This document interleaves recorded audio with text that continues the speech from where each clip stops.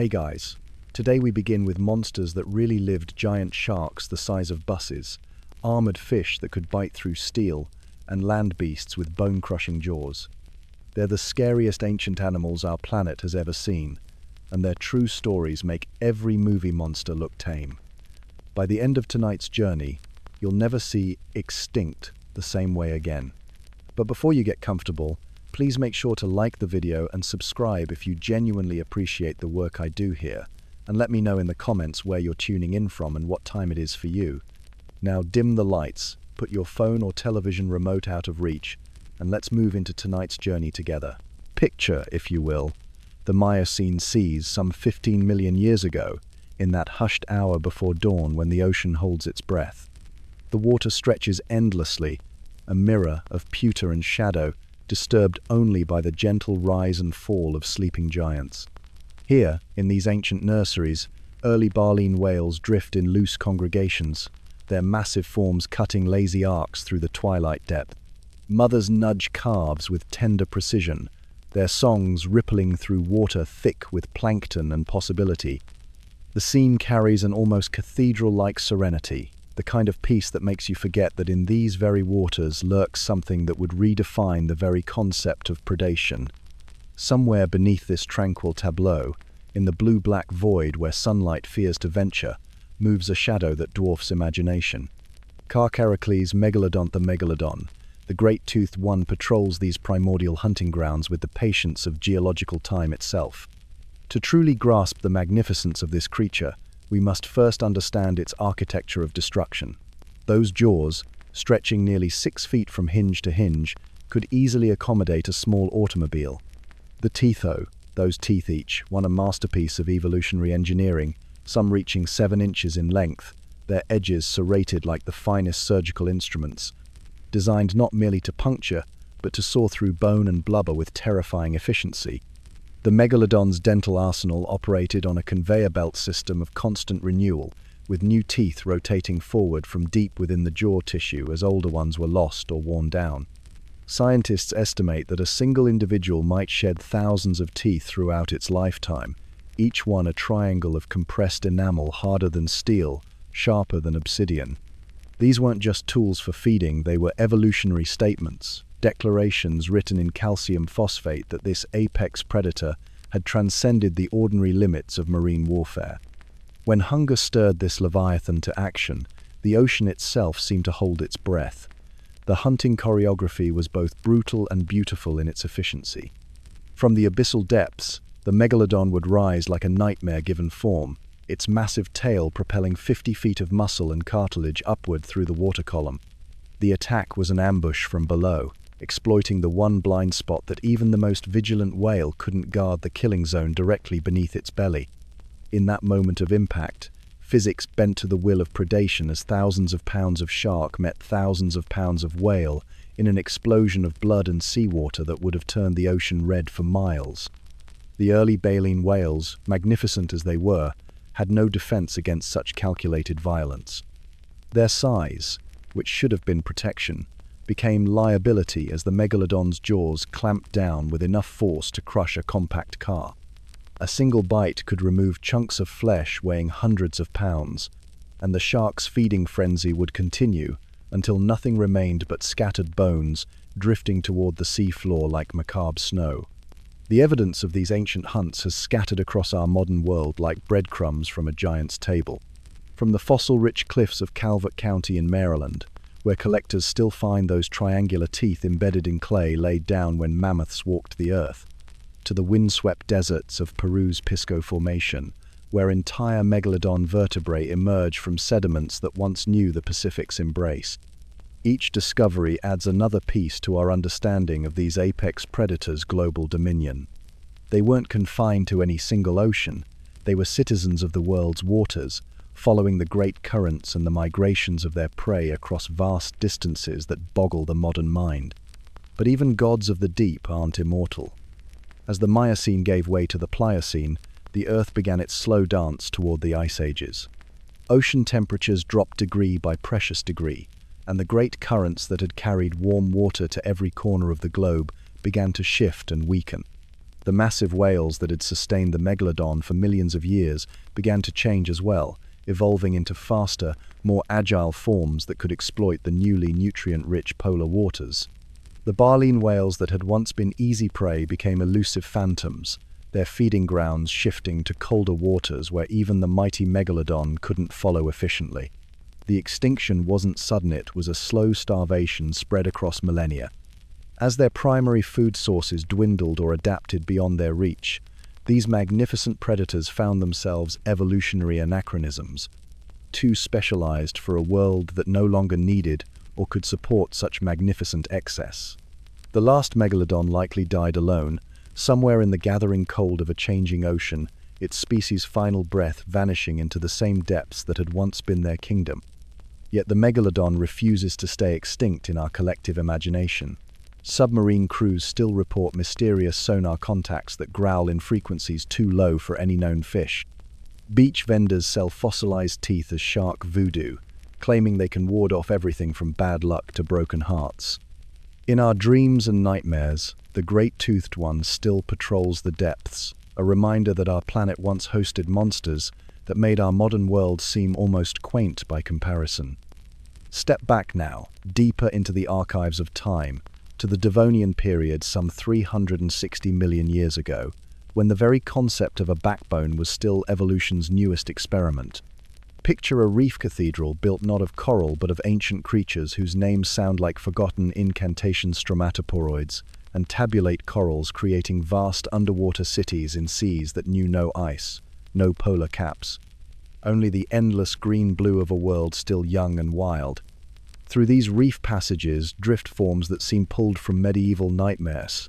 The placoderms, armored fish that wear their skeletons like knights wear mail, their movements slow and deliberate as they navigate this submarine Gothic architecture. Among these armored wanderers moves a shape that redefines the very notion of predation. Dunkleosteus terrelli, the terrible fish of the Cleveland shales, patrols these ancient hunting grounds with the confidence of a creature that has never known defeat. At 30 feet in length and weighing as much as a modern elephant, this isn't merely a large fish, it's a living siege engine, evolution's answer to the question of how much destruction you can pack into a single organism while still allowing it to swim.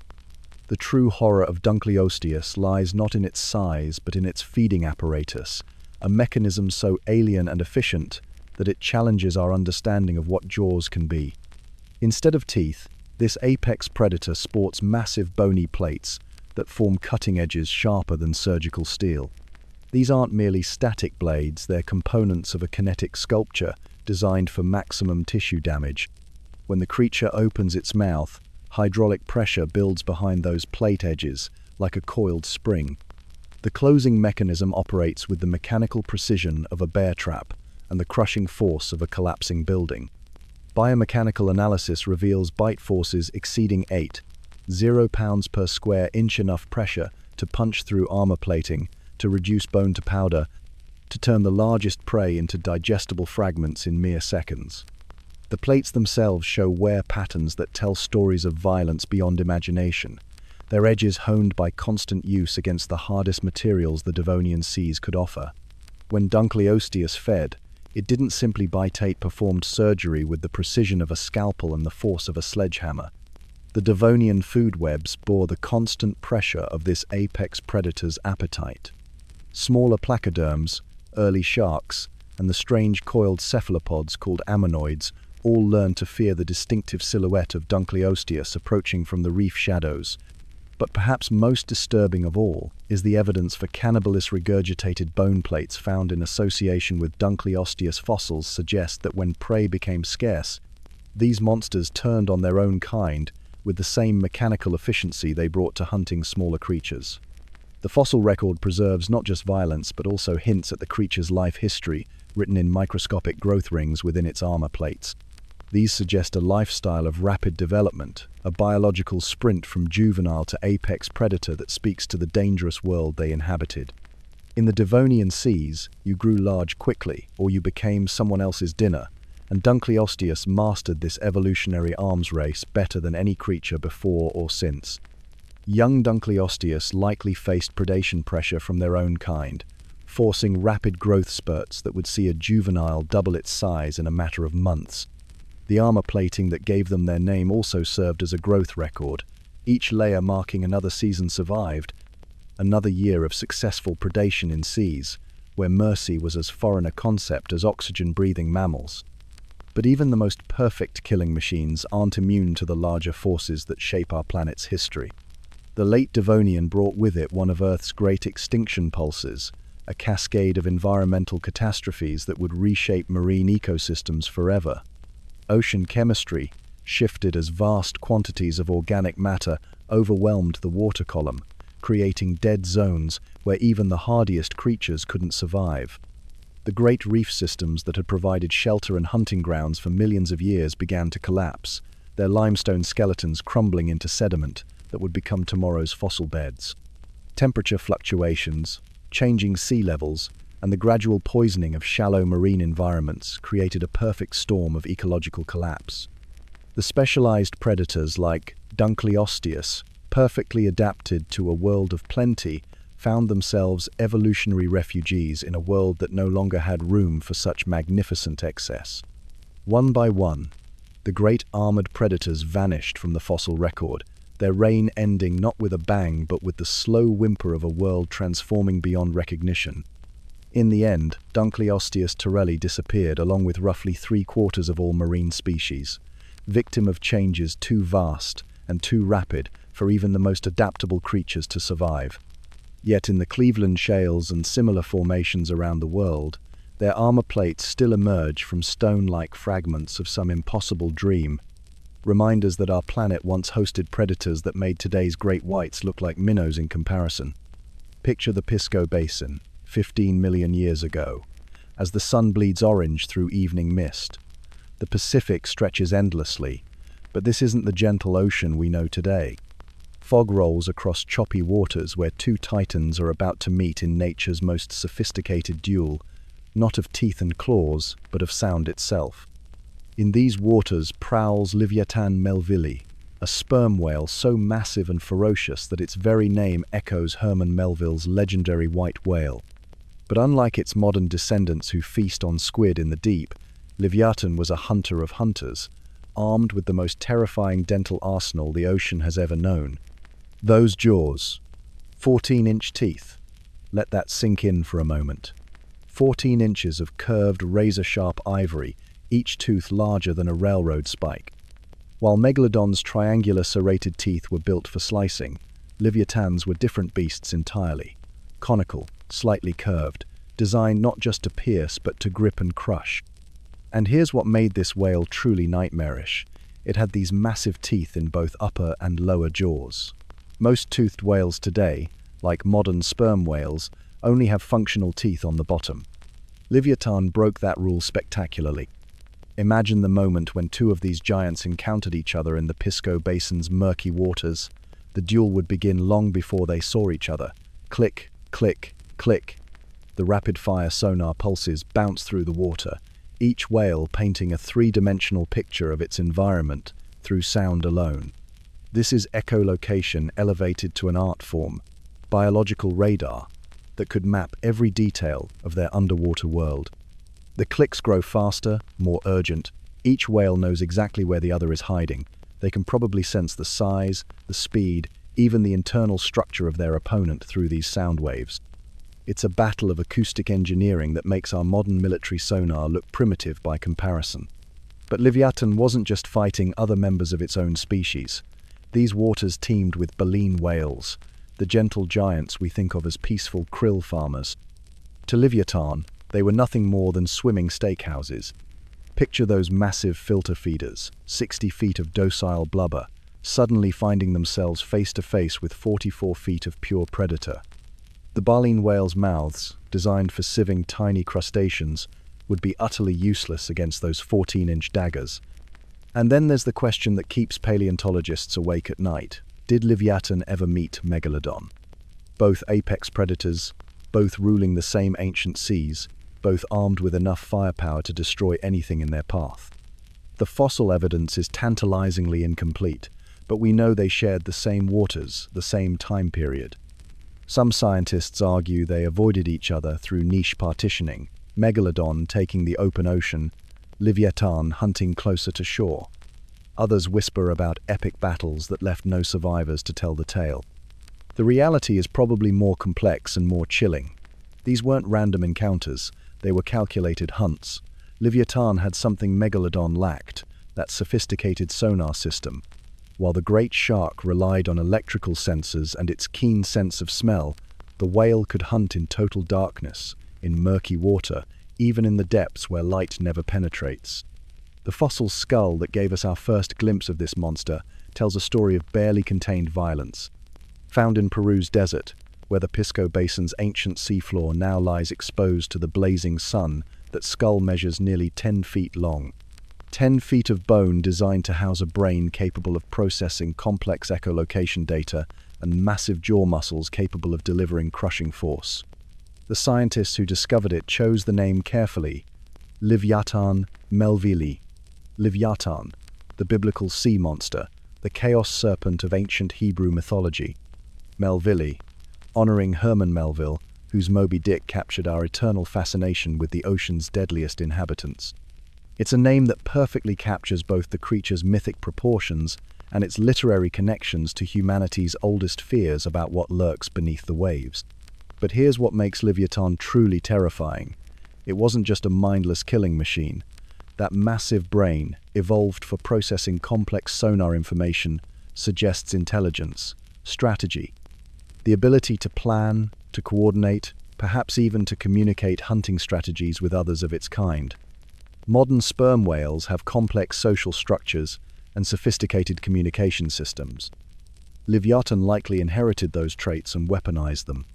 As the Pisco Basin's fog finally lifts and reveals the vast Pacific beyond, we're left with an uncomfortable truth. The ocean's most sophisticated predator wasn't a shark, wasn't a reptile, wasn't even a fish. It was a mammal like us, with a brain like ours, but teeth that could crush a small car. The sculptor of sonar shadows, the toothed tyrant of the ancient seas, reminding us that intelligence and violence often swim hand in hand. The Western Interior Seaway stretches before us like an alien world, 80 million years ago, when North America was split by a shallow sea from the Gulf of Mexico to the Arctic Ocean. Night has fallen over these warm, tropical waters, and something magnificent and terrible is stirring in the depths. Tiny lights begin to flicker in the darkness, bioluminescent ammonites spiraling through the water column like living galaxies, their coiled shells catching and reflecting the ethereal glow of microscopic plankton. It's a scene of haunting beauty, but beauty that's about to be shattered by one of evolution's most perfectly engineered killing machines. From the depths rises Mosasaurus, 40 feet of scaled death that moves through the water with the fluid grace of a serpent and the explosive power of a crocodile. This is no dinosaur, despite what Hollywood might tell you. This is something far more alien, a monitor lizard that took to the seas and became the ocean's undisputed apex predator. Those paddle-like limbs slice through the water with mechanical precision. 4 powerful flippers where legs once walked on land, each one perfectly adapted for underwater flight. Mosasaurus doesn't swim so much as it flies through liquid space, using those paddle limbs to generate the thrust needed to launch surprise attacks on unsuspecting prey. But it's the skull that tells the real story of terror. Imagine a Komodo dragon's head stretched to 6 feet in length, armed with a double-hinged jaw that could dislocate like a python's to swallow prey larger than should be physically possible.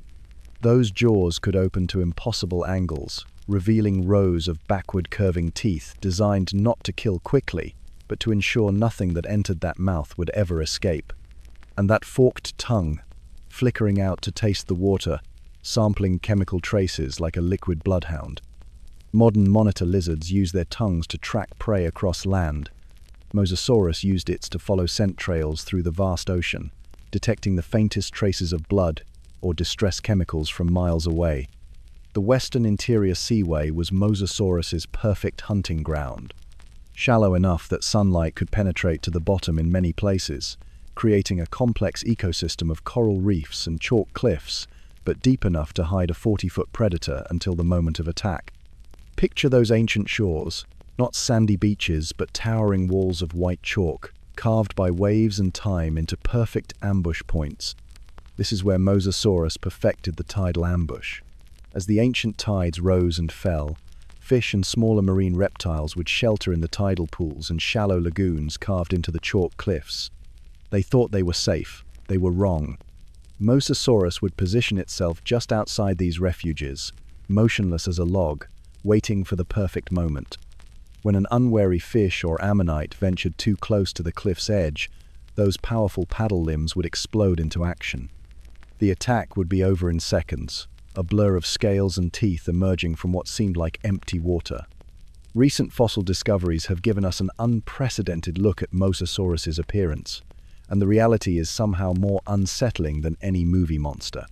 Skin impression fossils, among the rarest and most precious finds in paleontology, reveal that Mosasaurus was covered in small, overlapping scales like a snake, but with a distinctive pattern of countershading.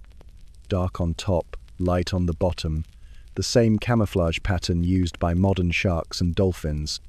This countershading was evolutionary perfection. Looking up from below, that light belly would blend seamlessly with the sunlit surface waters. Looking down from above, that dark back would disappear into the shadowy depths. Mosasaurus was essentially invisible until the moment it chose to reveal itself. The Western Interior Seaway was a world of perpetual summer, where palm trees grew in Alaska and flowering plants were just beginning to paint the landscapes in new colors. But it was also a world living on borrowed time. Far to the south, in what would one day be Mexico's Yucatan Peninsula, a mountain-sized asteroid was hurtling through space at 45,000 miles per hour. When that asteroid struck, creating the Chicxulub crater and ending the age of dinosaurs, Mosasaurus had a front-row seat to the apocalypse. Imagine those final minutes from underwater, the sky exploding into fire, the water itself seeming to boil as superheated debris rained from above. Massive tsunamis racing across the shallow seaway, carrying with them the mixed-up remains of entire ecosystems. The fossil record captures these final moments with heartbreaking clarity. Mosasaurus bones are found in the very last layers of Cretaceous rock, sometimes mixed with the distinctive iridium signature of that cosmic impact. These marine titans survived right up until the end, rulers of their domain until the day the sky fell. But perhaps the most chilling aspect of Mosasaurus isn't its size or its weapons. It's how perfectly adapted it was for its environment. This wasn't a creature stumbling through evolutionary experimentation. This was a predator refined by millions of years of natural selection into something approaching perfection. Every scale, every tooth, every muscle fiber optimized for the singular purpose of domination. As the bioluminescent ammonites continue their eternal spiral through the ancient waters, we're reminded that the Western Interior Seaway was home to one of nature's most successful experiments in aquatic terror. The leather-scaled Leviathan, the crest of the Cretaceous Sea, proving that sometimes evolution's greatest masterpieces are also its most frightening creations. The Cretaceous seas of ancient Australia spread before us like a vast tropical aquarium 110 million years ago, when the continent drifted much closer to Antarctica and the climate was a perpetual summer dream. Beneath the surface, a coral moonscape stretches into the blue-green depths, illuminated by shafts of golden sunlight that dance through the water like cathedral beams. But this peaceful scene is about to be shattered by something that makes modern great white sharks look like minnows.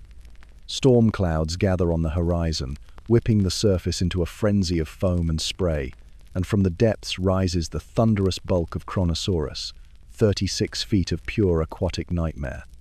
This is no graceful plesiosaur with its swan-like neck and gentle demeanor. Kronosaurus belongs to the pliosaur family, the short-necked, big-headed, ultra-aggressive cousins that turned the ancient seas into their personal hunting grounds. If plesiosaurs were the giraffes of the marine reptile world, pliosaurs were the tyrannosaurs, built for explosive speed and devastating attacks. That head tells the entire story. 9 feet of solid bone and muscle, housing jaws that could crush a small car, and a brain sophisticated enough to coordinate complex hunting strategies. The skull alone weighs more than an entire modern crocodile, and it's armed with teeth the size of bananas, each one perfectly designed to punch through bone and hide with devastating efficiency. But what made Kronosaurus truly terrifying wasn't just its size. it was how intelligently it used that size. Modern reconstruction suggests this marine giant was a master of the ambush, using its massive bulk not as a liability but as a weapon. Those four paddle-like limbs could generate incredible thrust, allowing Kronosaurus to launch itself from the depths like a living torpedo. Picture the hunting strategy. Kronosaurus would position itself near underwater cliffs or coral formations, using the complex topography to mask its presence. Then, when an unsuspecting fish or smaller marine reptile swam overhead, those massive flippers would explode into action. The attack would come from below, from the darkness, with the full weight of 4 tons behind it. The fossil evidence tells us fascinating details about Kronosaurus's daily life. In their stomachs, paleontologists have found something unexpected, not just the remains of fish and other marine reptiles, but smooth, polished stones. These gastroliths, or stomach stones, served as internal ballast, helping Kronosaurus control its buoyancy and dive to precise depths. This is sophisticated hunting behavior. Kronosaurus wasn't just a mindless eating machine. It was a calculated predator that understood the physics of underwater movement. Those stomach stones allowed it to fine-tune its position in the water column, hanging motionless at the perfect depth to launch surprise attacks. The prey remains tell an even more chilling story. Ichthyornis, ancient toothed birds with wingspans reaching 3 feet, show up in Kronosaurus stomach contents with disturbing frequency. This means our marine giant wasn't content to hunt just underwater. It was actively pursuing prey at the surface, launching itself partially out of the water to snatch birds from the air. Imagine the scene. Seabirds circling peacefully over the warm Cretaceous waters, diving for fish, completely unaware that death was watching from below. The water would explode upward as 9 feet of skull and snapping jaws emerged from what seemed like empty ocean. The birds wouldn't even have time to scream. But Kronosaurus's most fascinating legacy lies buried in the opal mines of Queensland, where some of the world's most spectacular fossils are found preserved in shimmering rainbow-colored stone. These opal fossils represent one of the rarest types of preservation in paleontology. The original bone replaced molecule by molecule with precious opal, creating fossils that are literally worth their weight in gemstones. The discovery of Kronosaurus opals reads like an adventure novel. Miners working the underground shafts of Kuba Pedy and Lightning Ridge would stumble across these rainbow-colored bones mixed in with their regular opal finds. Many were sold off to collectors before scientists realized what they were losing. Today, teams of paleontologists race against commercial miners to rescue these priceless fossils before they disappear into private collections forever. Each opal fossil tells a story of preservation so perfect it borders on miraculous. The replacement process was so gradual, so complete, that even microscopic details of bone structure are preserved in rainbow fire. Scientists can study the growth patterns in Kronosaurus bones, the stress fractures that tell of violent encounters, even the blood vessel channels that once carried life through these ancient giants.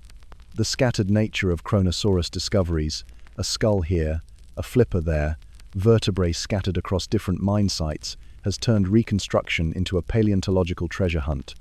Teams spend years trying to piece together individual specimens from fragments scattered across hundreds of miles of Australian outback. But this piecemeal preservation has also revealed something remarkable about Kronosaurus behavior. The distribution of bones suggests these marine giants didn't just randomly patrol the ancient seas. They followed specific routes, used particular hunting grounds, and possibly even migrated seasonally. The opal fossils are drawing a map of prehistoric ocean highways that existed 100 million years ago.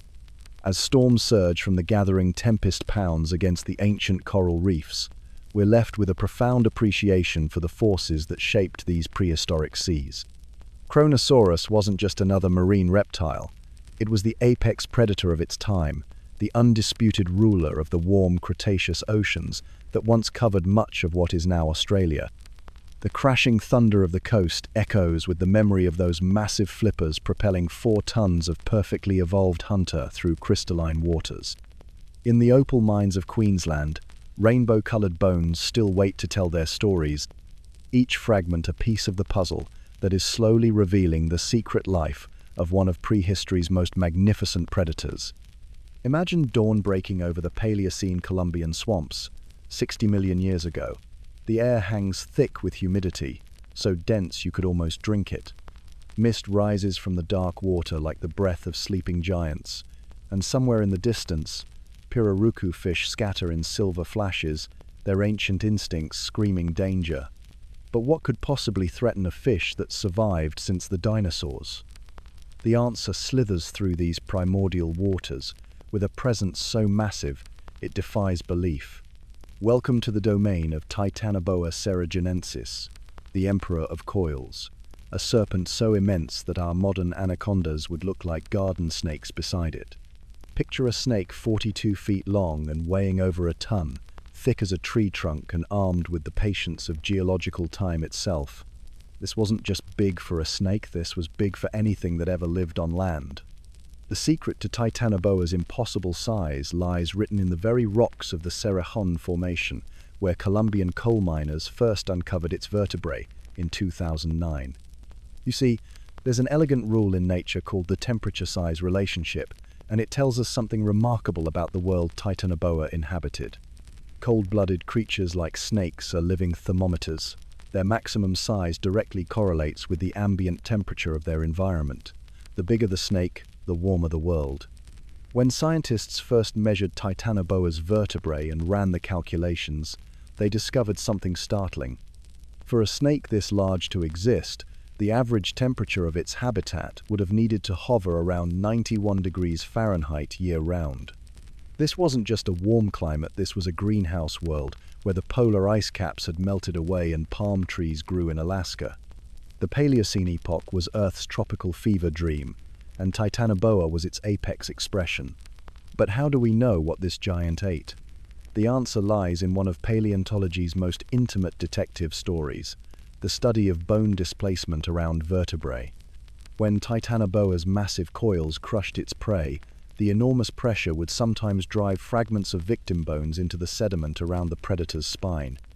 These tiny bone chips, preserved for 60 million years, tell us stories of ancient meals. Primitive crocodiles, early mammals, massive freshwater fish, nothing was safe from those crushing coils. The fossil evidence paints a picture of hunting strategy that would make a modern python jealous. Titanoboa likely employed the classic constrictor technique, but scaled up to nightmare proportions. It would lie motionless in the murky water, its dark scales blending perfectly with submerged logs and debris. When an unsuspecting victim came to drink, those massive coils would explode into motion with surprising speed. The physics of constriction are brutally simple. With each exhale from its prey, Titanoboa would tighten its grip just a fraction more, until breathing became impossible. The Colombian swamps where Titanoboa ruled were unlike anything we see today. These weren't the relatively small wetlands of modern South America, but vast inland seas connected by meandering rivers the size of today's Amazon. The water temperature never dropped below 80 degrees, creating perfect conditions for reptilian gigantism. Imagine floating down one of these ancient waterways in the pre-dawn darkness, watching the mist part to reveal logs that aren't logs at all, but the patient curves of history's greatest serpent.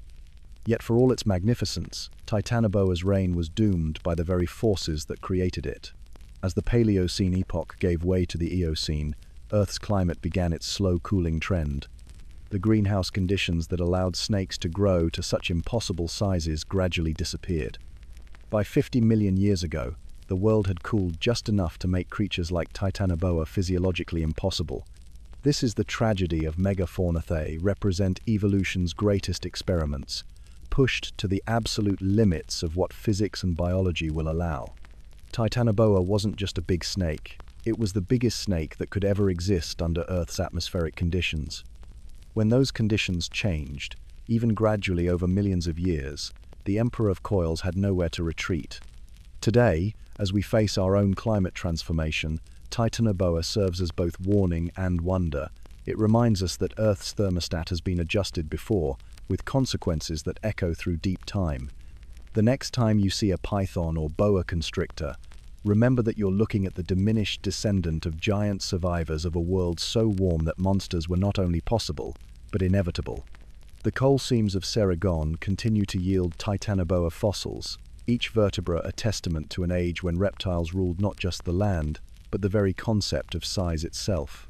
112 million years ago, during the scorching Albian stage of the Cretaceous, the Sahara Desert as we know it simply didn't exist.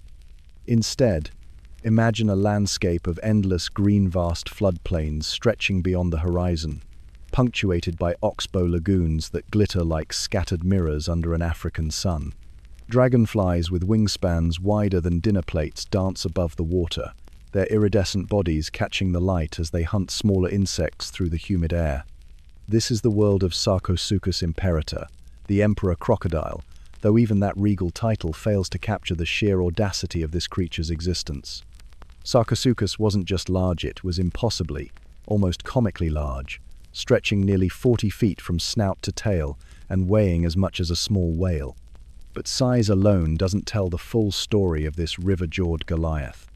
The real marvel lies in the intricate architecture of its skull, particularly in a mysterious chamber called the bulla, located at the tip of its elongated snout. This bulla, a hollow space lined with thin bone, has puzzled paleontologists for decades. Recent acoustic modeling suggests it may have functioned as a resonating chamber, allowing Sarcosuchus to produce low-frequency bellows that could travel for miles across the ancient floodplains. Imagine the sound of a bass note so deep it would vibrate through your chest, announcing the presence of the river's ultimate authority figure to any creature within earshot. The snout itself tells a story of evolutionary precision. Unlike the broad, crushing jaws of modern crocodiles, Sarcosuchus possessed a narrow, elongated rostrum packed with over 100 conical teeth. This design wasn't meant for the bone-crushing ambush tactics we associate with crocodilians today, but rather for a more subtle form of predation. Computational bite force modeling reveals that while Sarcosuchus couldn't generate the crushing power of a modern saltwater crocodile, it could deliver a precise, needle-sharp bite, capable of puncturing and holding onto massive prey. But what constituted massive prey in the Albian world? The answer lies scattered throughout the fossil record of the Kem beds, where Sarcosuchus remains were first discovered. This ancient ecosystem hosted some of the largest land animals ever to walk the Earth-massive theropod dinosaurs like Spinosaurus and Carcharodontosaurus, long-necked sauropods that towered like living skyscrapers, and flying reptiles with wingspans that dwarfed small aircraft. Recent isotopic analysis of Sarcosuchus teeth has revealed a diet more diverse than anyone imagined. While fish certainly formed a substantial portion of its meals, chemical signatures in the fossilized enamel suggest regular consumption of terrestrial prey as well. Picture a scene that seems impossible: a 40-foot crocodile exploding from the shallows to seize a dinosaur the size of an elephant, those needle-sharp teeth finding purchase between armored scales while powerful limbs drag the struggling giant beneath the surface. The hunting strategy of Sarcosuchus likely combined the patience of a traditional crocodilian with the active pursuit capabilities of its marine cousins. Unlike modern crocodiles, which rely primarily on explosive ambush attacks, Sarcosuchus may have been capable of sustained pursuit, using its massive tail as a propeller to chase down prey across vast stretches of open water. The world that supported such creatures was almost unimaginably different from today's Sahara. Pollen grains preserved in the same sediments that yielded Sarcosuchus fossils tell the story of a landscape dominated by ferns, conifers, and early flowering plants. Rivers meandered across vast floodplains, creating a network of waterways that stretched from what is now Morocco to Sudan. The climate was hot and humid, with average temperatures well above anything we experience today, and atmospheric oxygen levels that supported the gigantic metabolisms of creatures like Sarcosuchus. This green Sahara wasn't just a brief interlude in Earth's history, it persisted for millions of years, supporting entire ecosystems of giants. But like all golden ages, it couldn't last forever. As the Cretaceous period drew to a close, changing global climate patterns began to dry out North Africa. The vast river systems that had supported Sarcosuchus gradually shrank, fragmenting the habitat and isolating populations. The asteroid impact that ended the age of dinosaurs 66 million years ago delivered the final blow to this ancient world. While crocodilians as a group survived the mass extinction, the specific ecological conditions that allowed for giants like Sarcosuchus vanished forever. Modern crocodiles, impressive as they are, represent a scaled-down version of reptilian possibility survivors in a world that no longer permits such magnificent excess. Today, when you stand in the Sahara Desert and feel the sand burning beneath your feet, remember that you're walking through the fossilized remains of an ancient paradise. The grains beneath your shoes may once have been part of the riverbank where Sarcosuchus basked, its massive form casting shadows across waters that reflected a green and living world. The desert keeps its secrets well, but occasionally, when the wind is right and the dunes shift just so, the bones of giants emerge to remind us of Earth's more spectacular past. The late Miocene Amazon Delta pulses with primordial rhythm, its vast network of channels swelling and contracting with each tidal bore that surges upriver from the distant Atlantic. This is 8 million years ago, when the Amazon basin was still finding its modern form, and the Andes Mountains were young and hungry, thrusting skyward and reshaping the very flow of South American water. In these dynamic waterways, where salt water mingles with fresh, and the boundaries between river and sea blur into muddy uncertainty, lurks a predator so perfectly adapted to its environment that it seems less like an animal and more like a force of nature given flesh. Purosaurus brasiliensis represents the ultimate expression of crocodilian evolution, a creature that took the basic crocodile blueprint and scaled it up to mythological proportions. At nearly 40 feet in length and weighing an estimated 8 tons, Purosaurus was larger than most dinosaurs, a living submarine armed with jaws that could crush bone like breadsticks. But size alone doesn't capture the elegant lethality of this Delta doom. The true measure of Purosaurus lies in the architecture of its skull, particularly in those massive 16-inch teeth that line its jaws like a fence of ivory daggers. These weren't the pointed, fish-catching teeth of modern gavials, nor the varied dental toolkit of typical crocodiles. Purosaurus teeth were specialized instruments of destruction, built for one purpose: to shear through bone with the efficiency of a hydraulic press. The enamel was thick and ridged, designed to maintain cutting edges even after repeated impacts with the armored shells of giant turtles or the thick skulls of competing predators. When paleontologists first discovered these fossilized teeth scattered throughout Miocene sediments, they initially mistook them for the remains of some unknown dinosaur. Nothing alive today could possibly possess such weapons. The jaw mechanics of Purosaurus represent evolution's masterclass in pressure engineering. Computer modeling of the skull structure suggests bite forces exceeding 12 tons per square inch, enough to crack open the shells of car-sized turtles or crush the vertebrae of competing caimanines with a single snap. This wasn't just brute force, it was precisely applied devastation, delivered through jaws that could open wide enough to swallow a motorcycle whole. But what did such a creature actually eat in the teeming waterways of the Miocene Amazon? The answer comes from an unlikely source: isotope analysis of fossilized tooth enamel, which preserves chemical signatures of ancient diets like a molecular menu. The results reveal a predator that operated at multiple levels of the food web, taking everything from massive fish to terrestrial mammals, unlucky enough to venture too close to the water's edge. Perhaps most intriguingly, the isotope data suggests regular consumption of other crocodilians, including giant caimans that would have been apex predators in their own right. This dietary overlap with other large caimanines tells us something important about the Miocene Amazonite was productive enough to support multiple species of gigantic crocodilians, each carving out its own ecological niche through subtle differences in hunting strategy and prey preference. Purosaurus, with its bone-crushing specialization, likely occupied the role of ultimate apex predator, capable of taking any creature in its domain up to and including its own relatives. The world that supported such magnificent excess was very different from today's Amazon. The river system we know today, with its eastward flow to the Atlantic, was still taking shape.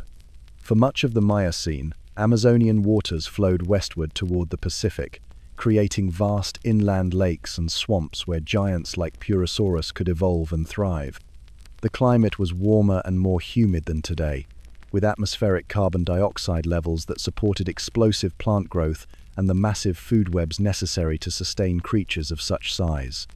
As the Andes continued their relentless rise, they gradually redirected the flow of South American water, creating the modern Amazon River system but destroying the vast wetland habitats that had supported Purosaurus for millions of years. The uplift of the mountains also had more subtle effects, changing precipitation patterns and seasonal flooding cycles that crocodilian giants had evolved to depend upon. The story of Purosaurus is ultimately one of environmental change and adaptation pushed beyond its limits. These magnificent predators weren't defeated by competition or predation. They were victims of geology itself, casualties of a continent reshaping itself over millions of years. As their habitat fragmented and changed, even the most perfectly adapted predator couldn't keep pace with the speed of transformation. Modern caimans and crocodiles, impressive as they are, represent what remains when the world can no longer support true giants. They are the evolutionary descendants of creatures like Purosaurus, scaled down to fit a diminished world, but carrying within their genes the memory of a time when reptiles ruled not just rivers and swamps, but the very concept of terrestrial predation itself. The next time you see a caiman basking on an Amazon riverbank, remember that you're looking at the heir to an ancient Thronia reminder that Earth's history is written not just in stone, but in the patient eyes of survivors who carry the legacy of giants in their blood. Dawn breaks over the Cedar Mountain formation like a slow-burning fever, painting the mudstone cliffs in shades of rust and amber that speak of deep time and forgotten violence. Heat mirages already shimmer in the distance, though the sun has barely cleared the horizon, and in those dancing waves of distorted air, shapes move with predatory purpose. At first glance, they might be shadows cast by wind-carved stone, but shadows don't hunt in coordinated silence, and shadows don't carry 9-inch scythes on each foot. Welcome to the domain of Utahraptor ostromizerum, the largest dromaeosaurid ever to stalk the earth, a feathered nightmare that turned pack hunting into an art form of calculated brutality.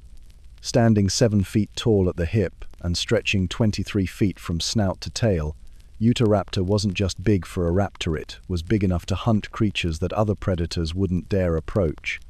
But size was only part of its lethal equation.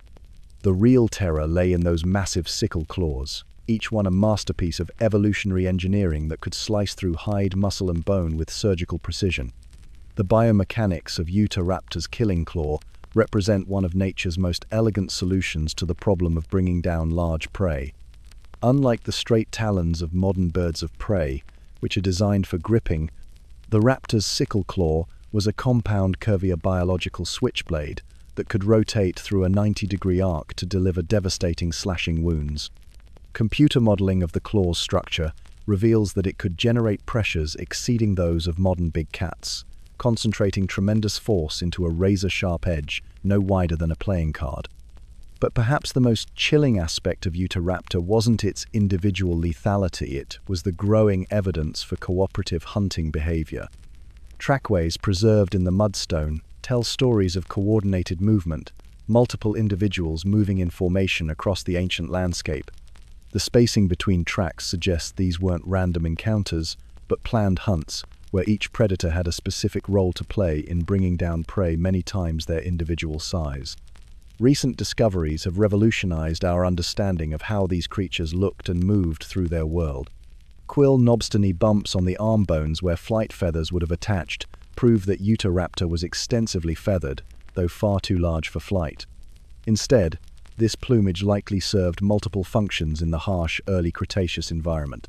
The elaborate feather patterns would have provided crucial thermal regulation in a world where temperatures could swing dramatically between day and night, while also serving as visual signals for pack coordination and species recognition. The colors of these feathers remain a mystery locked in deep time, but we can imagine them perhaps the deep browns and tans that would blend perfectly with the red rock landscape, or maybe the bold patterns that would help pack members identify each other across the broken terrain of their hunting grounds. Some species might have sported the brilliant displays we associate with modern birds, using their plumage to establish dominance within the pack hierarchy. The discovery that has most transformed our understanding of Utahraptor came in the form of a massive plaster jacket unearthed from a nesting colony site. This extraordinary fossil assemblage preserves multiple individuals of different ages, from juveniles no larger than modern chickens to fully grown adults, all buried together in what appears to have been a communal nesting area. The implications are staggering. These weren't solitary predators that came together only to mate, but social creatures that lived in permanent family groups, sharing responsibilities for hunting, defense, and child rearing. The nesting site reveals behaviors that bridge the gap between reptile and bird in ways that continue to surprise paleontologists. Evidence suggests that Utahraptor parents took turns incubating their eggs, much like modern birds, while other pack members stood guard or hunted for food. The young, when they hatched, would have been precocial, capable of walking and basic hunting almost immediately, but still dependent on their parents for protection and advanced hunting techniques. Imagine the training grounds where young Utahraptor learned to coordinate their attacks, practicing on smaller prey while the adults supervised from nearby perches. Picture the complex social dynamics of a pack where individuals had to balance personal survival with group cooperation, where the success of a hunt depended not just on individual skill, but on the ability to anticipate and respond to the actions of packmates.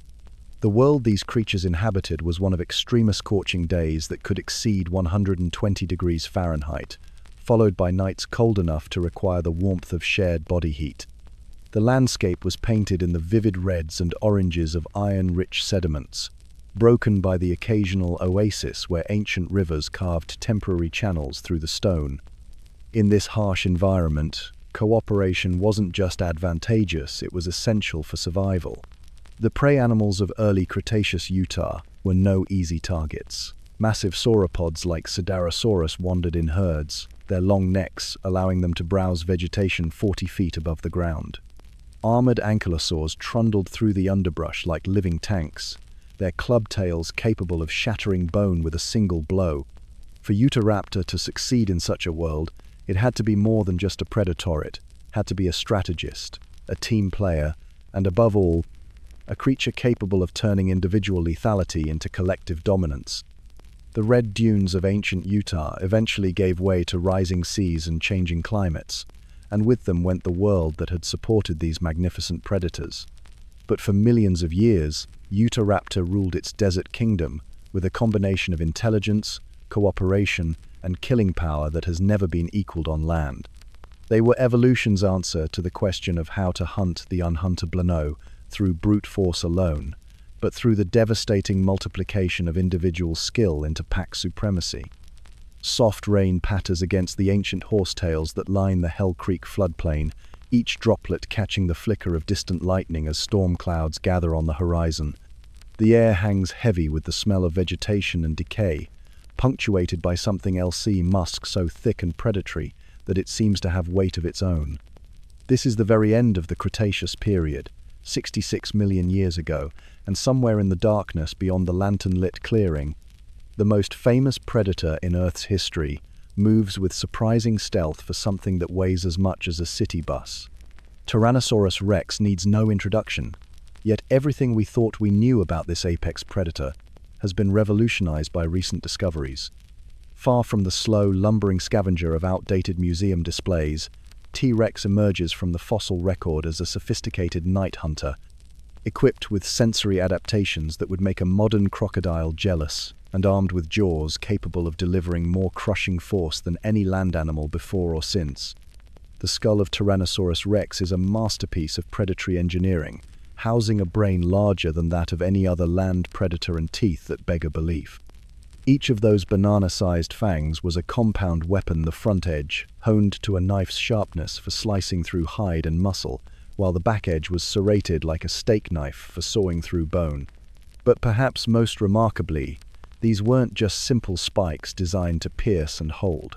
Recent analysis reveals that T-Rex teeth were replaced throughout the animal's lifetime, with new ones growing in behind the old ones like bullets in a magazine, ensuring that this living weapon never went dull.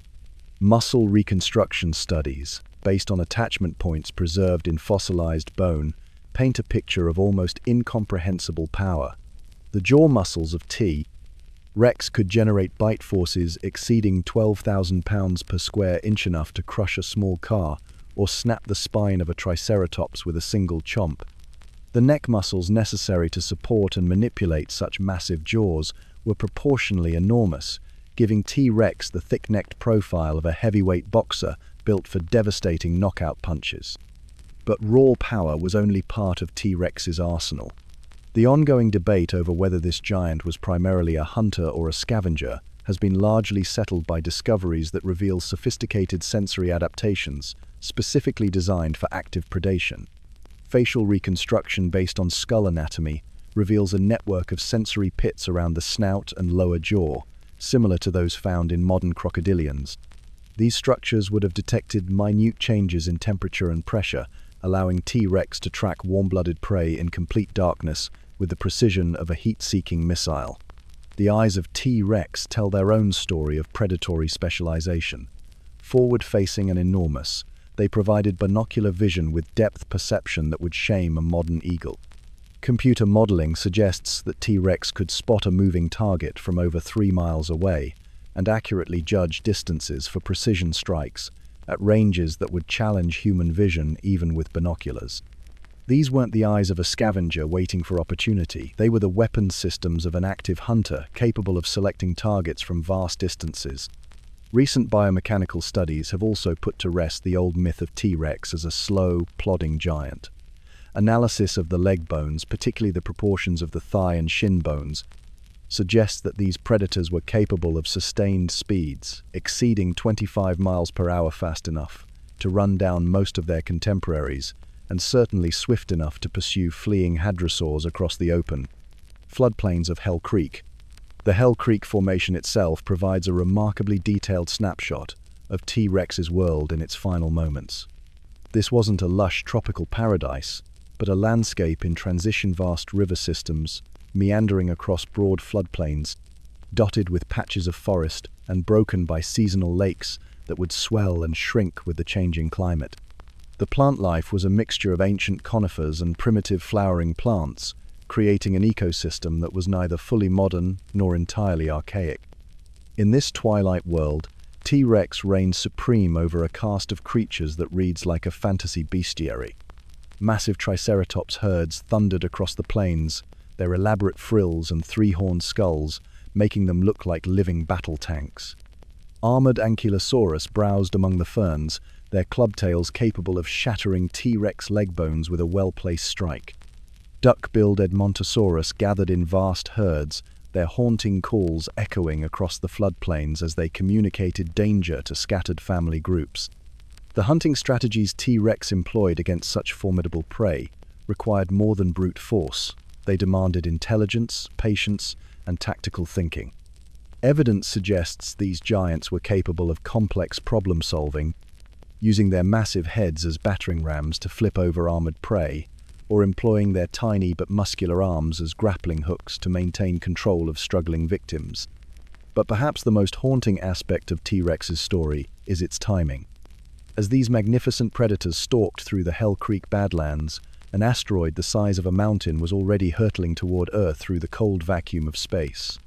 The final evening before Chicxulub would have seemed like any other T-Rex parents returning to their nests with fresh kills, juveniles learning to hunt under the patient supervision of adults, territorial battles being fought over the richest hunting grounds.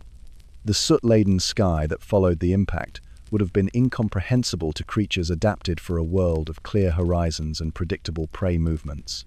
In a matter of days, the reign of T-Rex, which had lasted for millions of years, came to an abrupt and final end. The broken badlands that had been their kingdom became their tomb, preserving their bones in the very sediments that record Earth's most catastrophic day. Today, when paleontologists uncover T-Rex fossils in the windswept exposures of Montana and South Dakota, they're excavating more than just bones. They're recovering the physical remains of Earth's last great terrestrial apex predator, creatures so perfectly adapted to their world that they seem destined to rule forever. The king of the broken badlands may be gone, but its legacy lives on in every predator that learned the lesson T-Rex taught so well that in nature's economy, intelligence, and adaptability matter more than size, and that even the mightiest rulers are subject to forces beyond their control. Twilight settles over the ancient conifer forests of Patagonia like a purple shroud, filtering through towering araucarias and primitive podocarps that have stood sentinel here for millions of years. In the distance, a herd of Andosaurus moves through the undergrowth with the ground-shaking rhythm of living mountains, their 70-foot necks swaying like enormous question marks against the darkening sky. But something has disturbed their ancient calm ascent carried on the evening wind, a presence that transforms these gentle giants into a panicked stampede that will shake the earth for miles around. Giganotosaurus carolinii emerges from the shadows like a materialized nightmare, 43 feet of muscle, bone, and predatory intent that makes even Tyrannosaurus rex seem modest by comparison. This is the wind-shear predator, named for its ability to move through dense forest with surprising stealth despite its massive size. A hunter so perfectly adapted to bringing down the largest land animals that ever lived that it seems less like an animal and more like evolution's direct response to the challenge of titanosaur gigantism. The skull of Giganotosaurus tells a story of specialized engineering that differs dramatically from its more famous northern cousin. Where T. rex built its reputation on bone-crushing power, Giganotosaurus evolved for precision slicing, its jaws lined with blade-like teeth designed to inflict massive bleeding wounds rather than deliver instantly fatal crushing bites. Each tooth was a curved knife, serrated on both edges and constantly replaced throughout the animal's lifetime. This wasn't a predator that killed through brute force, it was a surgeon of death, capable of opening arteries with surgical precision and then patiently following its wounded prey until blood loss brought down even the mightiest titanosaur. Recent analysis of skull-to-femur ratios reveals something remarkable about Giganotosaurus locomotion. Unlike the heavily built T. rex, which was optimized for power over speed, Giganotosaurus possessed the proportions of a pursuit predator, longer legs relative to body size, suggesting sustained running speeds that could challenge modern racehorses. Biomechanical modeling based on the structure of its caudal vertebrae indicates that this giant could maintain speeds of 30 miles per hour or more, fast enough to keep pace with fleeing sauropods across the open woodlands of Cretaceous Argentina. But speed alone couldn't account for Giganotosaurus's success in a world dominated by prey animals that dwarfed even the largest modern elephants. The real key lay in its hunting strategy, which recent evidence suggests may have involved coordinated pack behavior similar to modern wolves, but scaled up to absolutely mythological proportions. Trackway evidence from the Candeleros Formation hints at multiple large theropods moving in formation, their footprints spaced in patterns that suggest cooperative hunting tactics. Imagine the senior pack of Giganotosaurus emerging from the forest edge as a herd of Argentinosaurus pauses to feed in a clearing. These sauropods, some reaching lengths of over 100 feet and weights exceeding 70 tons, represent the absolute pinnacle of terrestrial gigantism. Individual predators, no matter how large, would struggle to bring down such massive prey, but a coordinated pack attack, with multiple Giganotosaurus working together to isolate, wound, and exhaust their chosen victim, could turn even the mightiest titanosaur into a manageable meal. The ecosystem arms race between predator and prey in Cretaceous South America pushed both groups to sizes that challenge our understanding of what land animals can achieve. As sauropods grew ever larger, predators like Giganotosaurus evolved to match them, creating a biological Cold War where each evolutionary advance in defense was met by corresponding improvements in offense. The forests of ancient Patagonia became testing grounds for life's most extreme experiments in scale and lethality. The world that supported such magnificent excess was unlike anything we see today. Global temperatures were significantly warmer than modern levels, with no polar ice caps and atmospheric carbon dioxide concentrations that supported explosive plant growth. The conifer forests of Patagonia stretched for thousands of miles, broken by rivers that meandered across vast floodplains and seasonal lakes that supported diverse aquatic ecosystems. This was a greenhouse world where life could afford the luxury of gigantism, where the energy requirements of creatures like Giganotosaurus could be met by an abundance that modern ecosystems simply cannot support. The hunting grounds of Giganotosaurus were marked by geological events that have left their signature in the rock record. Volcanic ash layers bracket the reign of these giant predators, recording explosive eruptions from the growing Andes Mountains that periodically blanketed the landscape in mineral-rich sediments. These ash falls created ideal fossilization conditions, preserving not just the bones of predators and prey, but detailed impressions of the plants and smaller animals that shared their world. Between eruptions, life in the Patagonian forests followed rhythms that had persisted for millions of years. Giganotosaurus likely established territories along migration routes used by sauropod herds, learning the seasonal patterns of their prey and timing their own movements to intercept the massive herbivores at optimal hunting locations. The intelligence required for such strategic thinking suggests cognitive abilities that may have rivaled those of modern big cats, scaled up to match the enormous challenges of their world. The decline of Giganotosaurus wasn't sudden or dramatic, like the extinction event that ended T-Rex's reign. Instead, these magnificent predators gradually disappeared as their world changed around them. Climate cooling reduced the productivity of their forest ecosystems, while shifting precipitation patterns altered the migration routes of their sauropod prey. As the titanosaurs declined, so too did the predators that had evolved specifically to hunt them. The volcanic ash that once preserved their hunting grounds eventually became their burial shroud, entombing the bones of these giants in sediments that would remain undisturbed for nearly 100 million years. When paleontologists finally uncovered the first Giganotosaurus skeleton in the 1990s, they were excavating more than just fossils. They were recovering evidence of an evolutionary arms race that pushed terrestrial predation to its absolute limits. Today, as we piece together the story of these wind-shear predators from fragmentary remains, we glimpse a world where being the largest wasn't enough, where survival required not just size and strength, but intelligence, cooperation, and the ability to evolve in lockstep with prey that represented life's most ambitious experiments in scale. Giganotosaurus reminds us that in the long history of predator and prey, there are no permanent victories, only temporary advantages in an endless evolutionary arms race that continues to this day.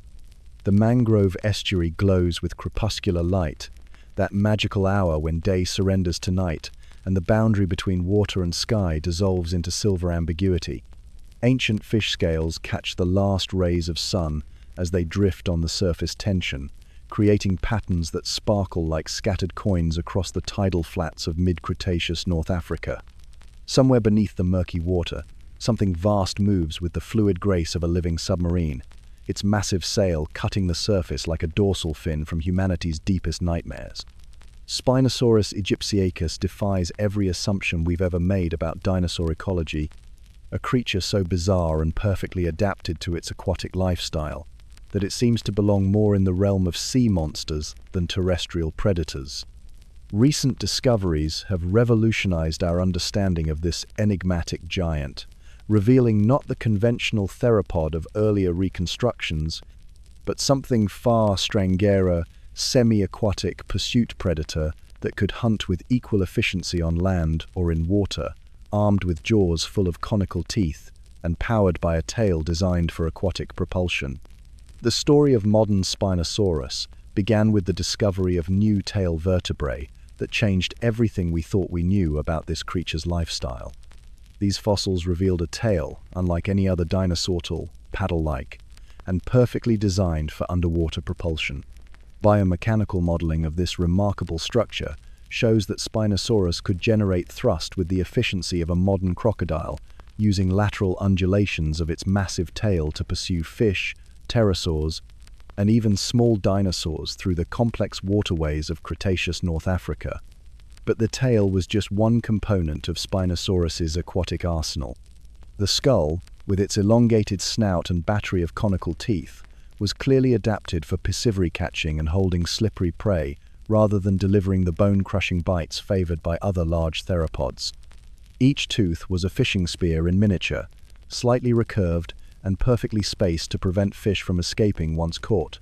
The nostrils, positioned high on the skull, allowed Spinosaurus to breathe while most of its head remained submerged, much like a modern crocodile. Perhaps most remarkably, recent analysis of bone density reveals that Spinosaurus possessed the heavy, dense bones typical of aquatic animals rather than the hollow, air-filled bones of other theropods. This adaptation would have provided the negative buoyancy necessary for effective underwater hunting, allowing this giant predator to pursue prey beneath the surface rather than being limited to ambush attacks from the water's edge. The diet of Spinosaurus was more varied than its piscivorous adaptations might suggest. While fish certainly formed the bulk of its meals, fossilized gut contents and coprolites from the Chem-Chem beds reveal a surprisingly opportunistic predator. Pterosaur bones bearing Spinosaurus tooth marks tell stories of aerial reptiles snatched from the sky or scavenged from the water's surface. Small dinosaur remains suggest occasional terrestrial hunting, perhaps targeting juvenile sauropods or ornithopods that ventured too close to the water's edge. The world that Spinosaurus inhabited was a complex mosaic of rivers, lakes, and coastal lagoons that shifted and changed with the rhythms of ancient monsoons. This was mid-Cretaceous North Africa, a landscape that bore no resemblance to today's Sahara Desert. Instead of endless sand dunes, vast river systems meandered across green floodplains, fed by seasonal rains that turned the region into a tropical paradise teeming with life. The rivers themselves were ancient beyond comprehension, some following courses that had been established hundreds of millions of years earlier. These waterways supported ecosystems of staggering diversity, massive lungfish that could survive seasonal droughts, crocodilians that grew to sizes rivaling modern saltwater crocodiles, and freshwater sharks that patrolled the deeper channels like living torpedoes. Into this aquatic realm, Spinosaurus inserted itself as the ultimate apex predator, equally comfortable pursuing prey on the surface, in the middle depths, or along the muddy bottoms of ancient river channels. The hunting strategy of Spinosaurus likely combined elements of both active pursuit and patient ambush. In deeper water, it could use its powerful tail to chase down fast-swimming prey, while in shallower areas it might have employed the patient stalking techniques of modern herons or storks, standing motionless for hours before striking with lightning speed. The massive sail that gave Spinosaurus its name may have served multiple functions: thermoregulation in the tropical heat, visual display for species recognition, or even as a stabilizing fin during high-speed aquatic pursuits. The Cretaceous African monsoons that supported this aquatic paradise followed patterns that persisted for millions of years, creating predictable seasonal changes that Spinosaurus would have evolved to exploit. During the wet season, rising water levels would have opened new hunting territories and brought marine fish into freshwater systems through temporary connections to the sea. The dry season would have concentrated prey in shrinking pools and channels, creating ideal conditions for a predator capable of following its victims into ever-decreasing refuges. But even the most stable ecosystems are subject to change over geological time, and the world of Spinosaurus was no exception. Gradual shifts in global climate patterns began to alter the monsoon cycles that had sustained North African river systems for tens of millions of years. As rainfall decreased and became less reliable, the vast network of waterways that had supported Spinosaurus began to fragment and disappear. The process wasn't sudden, it unfolded over millions of years as river courses shifted, lakes dried up, and the complex mosaic of aquatic habitats gradually simplified into the more arid landscape that would eventually become the modern Sahara. Spinosaurus, so perfectly adapted to its watery world, couldn't survive this transformation. As its habitat disappeared, so too did the most remarkable aquatic predator ever to evolve from dinosaurian stock. Today, when we try to imagine Spinosaurus in its prime, we must envision a creature that challenged every assumption about what dinosaurs could become. This wasn't just a land animal that occasionally entered water, it was a true amphibian giant, equally at home above or below the surface, a living bridge between the terrestrial and aquatic realms. The water spear wraith of ancient Africa reminds us that evolution's creativity knows no bounds, and that given enough time and the right environmental pressures, life will explore every possible niche, no matter how unlikely it might seem to our land-adapted perspectives. Warm thermals rise from the sun-baked limestone plains of late Cretaceous Texas, creating invisible elevators of heated air that spiral upward toward a crystalline sky. Far below, The carcass of a juvenile sauropod lies sprawled beside an ancient riverbank, its massive form already attracting the attention of smaller scavengers. But they scatter in panic as something impossibly large blots out the sooner shadow, so vast it seems to eclipse half the sky, cast by wings that stretch wider than a small aircraft, and powered by a creature that represents the absolute pinnacle of powered flight. Quetzalcoatlus northropi soars above the prehistoric landscape like a living airplane, its 33-foot wingspan making it the largest flying creature ever to take to the skies. This is the emperor of the heavens, a pterosaur so enormous that its very existence challenges our understanding of the physical limits of flight. Standing as tall as a giraffe when folded, Quetzalcoatlus possessed the dimensions of a mythological creature, yet it was as real as the limestone formations that preserve its fossils and as scientifically valid as the laws of physics that somehow permitted its existence. The mechanics of Quetzalcoatlus' flight represent one of evolution's most audacious engineering solutions. Computer modeling of its wing structure reveals a masterpiece of biological architecture: hollow bones, lighter than aluminum tubing, wing membranes stretched between elongated finger bones, and flight muscles that comprised nearly 40% of its total body weight. Yet despite these adaptations, the physics of getting such a massive creature airborne remained problematic until recent discoveries revolutionized our understanding of pterosaur launch mechanics. The breakthrough came from studying the proportions of Quetzalcoatlus' limbs, particularly the relationship between its wing structure and its surprisingly robust leg bones. Unlike birds, which achieve takeoff through running and jumping, Quetzalcoatlus employed a quadrupedal vault using all four limbs to launch itself into the air with explosive force. The front limbs, normally used for flight, would fold forward and plant themselves on the ground like massive crutches, while the powerful hind limbs provided the initial thrust. Then, in a coordinated explosion of muscle and bone, all four limbs would extend simultaneously, catapulting the giant pterosaur into the air where its enormous wings could catch the wind and carry it aloft. Once airborne, Quetzalcoatlus became a master of energy-efficient flight, capable of soaring for hours without flapping its wings. Its flight strategy resembled that of modern albatrosses or vultures, using thermal updrafts and wind gradients to maintain altitude while covering vast distances in search of food. The inland sea that covered much of North America during the late Cretaceous provided ideal conditions for such soaring flight, with consistent thermal generation over sun-heated water and reliable wind patterns that could carry a skilled flyer hundreds of miles with minimal energy expenditure.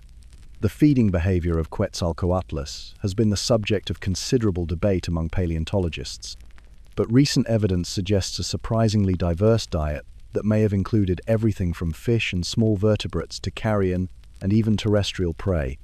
The long, pointed beak was perfectly designed for probing and grasping, while the creature's ground mobility, far greater than previously imagined, would have allowed it to stalk prey much like a modern marabou stalk. On the ground, Quetzalcoatlus moved with surprising grace for such a massive creature, using its folded wings as front legs in a quadrupedal gait that could cover considerable distances.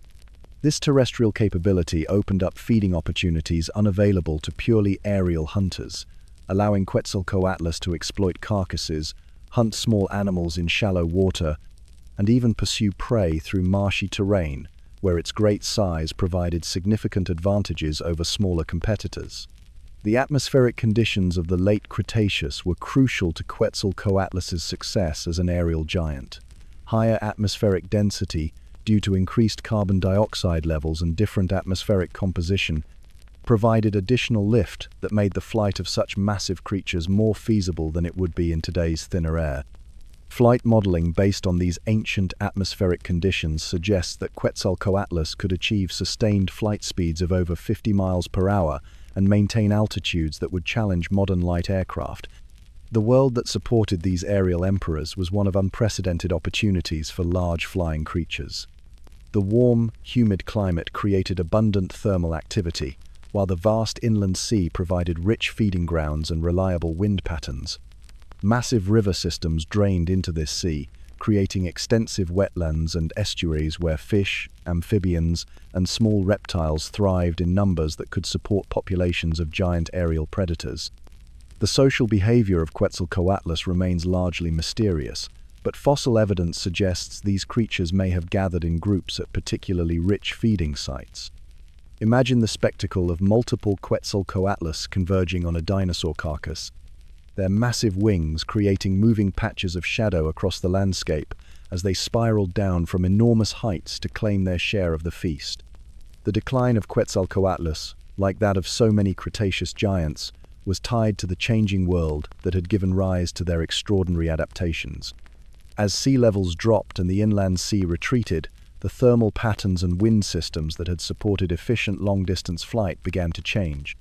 The asteroid impact that ended the Cretaceous delivered the final blow to these aerial giants, eliminating not just the creatures themselves but the entire ecosystem that had made their existence possible. Modern birds, impressive as they are, represent what remains when the sky can no longer support true giants. The largest flying birds today, albatrosses and condors, are magnificent creatures in their own right, but they pale in comparison to the aerial emperors of the Mesozoic. Quetzalcoatlus reminds us that Earth's skies once hosted wonders that dwarf anything in our modern world, creatures so perfectly adapted to their aerial domain that they seem to own the very air itself. When we look up at the sky today and watch eagles soar on thermal currents, we're seeing echoes of behaviors perfected by creatures like Quetzalcoatlus, living reminders of an age when the heavens themselves belonged to reptiles, whose wingspans cast shadows like storm clouds across the ancient earth. The Andean peaks pierce the sky like the spears of sleeping gods, their snow-capped summits catching the first light of dawn as powerful thermals begin their daily dance up the mountainsides. At altitudes where modern aircraft struggle to maintain lift, something magnificent rides these invisible rivers of heated air with the effortless grace of a creature born to own the sky. Even the mighty Andean condors, those modern monarchs of mountain flight, seem like sparrows in comparison to the shadow that passes overhead, a shadow cast by wings that stretch 23 feet from tip to tip. Argentavis magnificens soars through the Miocene skies of South America like a living storm cloud, the largest bird ever to achieve powered flight. This is the Andean sky sovereign, a creature so perfectly adapted to high-altitude soaring that it could cross entire mountain ranges without beating its wings, riding the thermal currents and orographic lift with an efficiency that would make modern glider pilots weep with envy. Standing as tall as a person when folded and weighing as much as a small aircraft, Argentavis pushed the boundaries of what avian flight could achieve, existing at the very edge of physical possibility. The hollow bone architecture of Argentavis represents evolution's masterclass in weight reduction without sacrificing strength. Each bone was a marvel of engineering, honeycombed with air spaces that reduced weight while maintaining structural integrity through a network of internal struts and supports. The wing bones themselves were proportionally massive, designed to support membrane-like flight surfaces that could catch and manipulate air currents with surgical precision. Computer modeling of these structures reveals that Argentavis bones were actually lighter per unit volume than those of modern birds, yet strong enough to withstand the enormous stresses of high-altitude flight. The flight strategy of Argentavis was built around soaring economy, maximizing distance traveled per unit of energy expended. Like modern albatrosses, which can circumnavigate the Southern Ocean using less energy than a hummingbird expends in a single day, Argentavis could remain aloft for hours or even days, using thermal currents and wind shear to maintain altitude while scanning vast territories for food. The bird's enormous size provided significant advantages in this regard. Larger wings generate more lift per wing beat, while greater body mass provides more momentum to carry through periods of weak thermal activity. The debate over Argentavis feeding behavior centers on whether this giant was primarily a scavenger, like modern condors, or an active predator capable of hunting live prey. Recent analysis of skull structure and talon morphology suggests a more complex answer. Argentavis was likely both, adapting its hunting strategy to available opportunities. The massive beak could certainly have torn apart large carcasses, but the powerful talons were clearly designed for grasping and killing prey as large as rabbits or small deer. Imagine Argentavis hunting in the high grasslands of Miocene Argentina, using its incredible eyesight to spot potential prey from altitudes of several thousand feet. The attack would begin with a controlled dive that could reach speeds exceeding 60 miles per hour, those massive talons extended like the landing gear of a fighter jet. Small mammals would have had virtually no defense against such aerial assaults by the time they detected the approaching shadow. It would already be too late to escape. The world that supported Argentavis was one of vast open spaces and reliable wind patterns, perfect conditions for a creature dependent on soaring flight. The Andes were young and actively rising, creating the orographic lift and thermal generation necessary for efficient high-altitude soaring. Expansive pampas grasslands stretch for hundreds of miles, supporting large populations of mammals that could serve as prey or, when they died natural deaths, as carrion for scavenging opportunities. The climate of Miocene South America was generally warmer and more stable than today, with consistent seasonal patterns that Argentavis could exploit for long-distance migration and territory maintenance. The bird likely followed predictable routes between feeding areas, using landmark navigation and atmospheric cues to traverse distances that would challenge modern aircraft. Some individuals may have maintained territories covering thousands of square miles, patrolling vast areas from altitudes where they could monitor multiple ecosystems simultaneously. But the very atmospheric conditions that made Argentavis possible were already beginning to change during the late Miocene. Pleistocene climatic swings brought increasing variability to South American weather patterns, disrupting the stable wind corridors that giant soaring birds required for efficient flight. As the climate became more chaotic and unpredictable, the thermal patterns and wind systems that had supported Argentavis for millions of years began to fragment and disappear. The cooling climate also affected the ecosystems that provided food for these aerial giants. As grasslands shrank and forest cover increased, the open terrain that Argentavis needed for hunting and scavenging became increasingly scarce. The large mammal populations that had supported both hunting and scavenging opportunities began to decline, forcing Argentavis to travel ever greater distances to find adequate food sources. Competition from smaller, more agile predators also played a role in the decline of Argentavis. As ecosystems became more complex and diverse, specialized hunters that could exploit specific niches began to outcompete the giant generalists. The very size that had been Argentavis's greatest advantage in stable environments became a liability in a world of increasing unpredictability and resource scarcity. The extinction of Argentavis marked the end of an era in avian evolution, the last time that birds would achieve such magnificent size and soaring capability. Modern condors, impressive as they are, represent what remains when the sky can no longer support true giants. They carry within their genes the evolutionary memory of their magnificent ancestors, but they fly in a diminished world where thermal patterns are less reliable and wind corridors more fragmented than in the golden age of giant birds. Today, when we watch condors soaring over the Andes and marvel at their effortless flight, we're seeing echoes of behaviors perfected by Argentavis millions of years ago. The storm-born wing that once cast shadows across entire valleys is gone, but its legacy lives on in every bird that has learned to read the invisible language of the wind and transform the chaos of atmospheric turbulence into the poetry of sustained flight. Silurian twilight settles over the ancient tide pools like a violet shroud, painting the shallow waters in shades of purple and gold, while the primitive sun hangs low on an alien horizon. This is Earth 430 million years ago, when the land lies barren and lifeless, waiting for the first brave plants to venture beyond the water's edge. In the warm, mineral-rich seas that cover most of the planet, life has already been experimenting with size and predation for hundreds of millions of years, and in these productive coastal waters, that experimentation has produced something magnificent and terrible. Trilobites scatter across the sandy bottom like living coins, their segmented bodies catching the fading light as they flee in panic from a shadow that moves with purposeful intent through the murky water. The shadow belongs to Jacalopterus rhenanii, the largest arthropod ever to prowl the ancient Caesar sea scorpion that stretches nearly 10 feet from chelicerae to tail, armed with claws that could crack shells like walnuts and powered by a predatory intelligence honed by millions of years of evolution.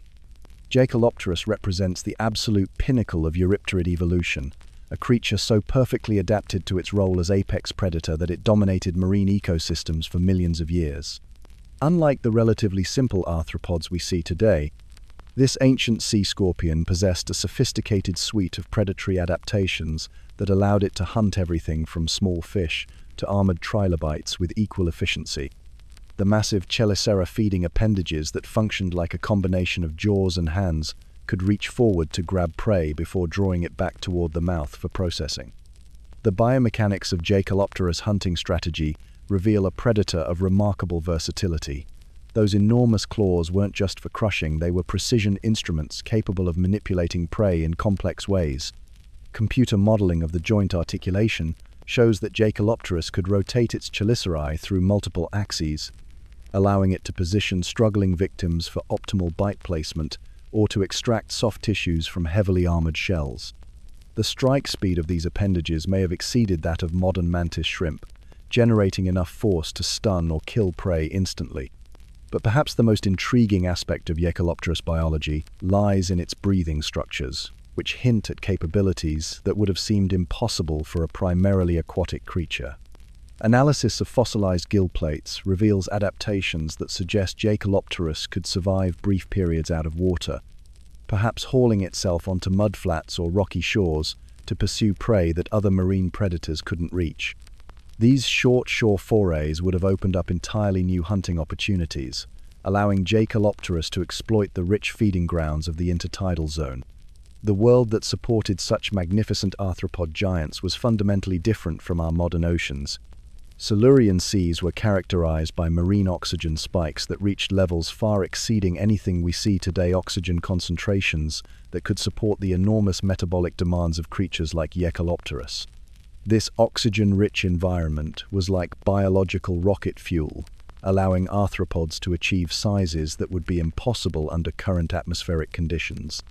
The high oxygen levels weren't just about supporting larger body sizes, they also enabled more efficient predatory behaviors. The enhanced oxygen availability meant that Jacalopterus could sustain high-energy hunting activities for extended periods, pursuing prey through complex three-dimensional underwater terrain without the fatigue limitations that might constrain modern arthropods. This metabolic advantage made them nearly unstoppable predators in their marine realm. The hunting grounds of Jacalopterus were the shallow seas and coastal lagoons that characterized much of the Silurian world. These productive waters teemed with life-early fish that had not yet developed sophisticated escape behaviors, abundant trilobites that had dominated marine ecosystems for over 100 million years, and a variety of other arthropods that provided both competition and prey. In this complex ecosystem, Jacalopterus occupied the role of ultimate apex predator, feared by everything that swam, crawled, or burrowed in its domain.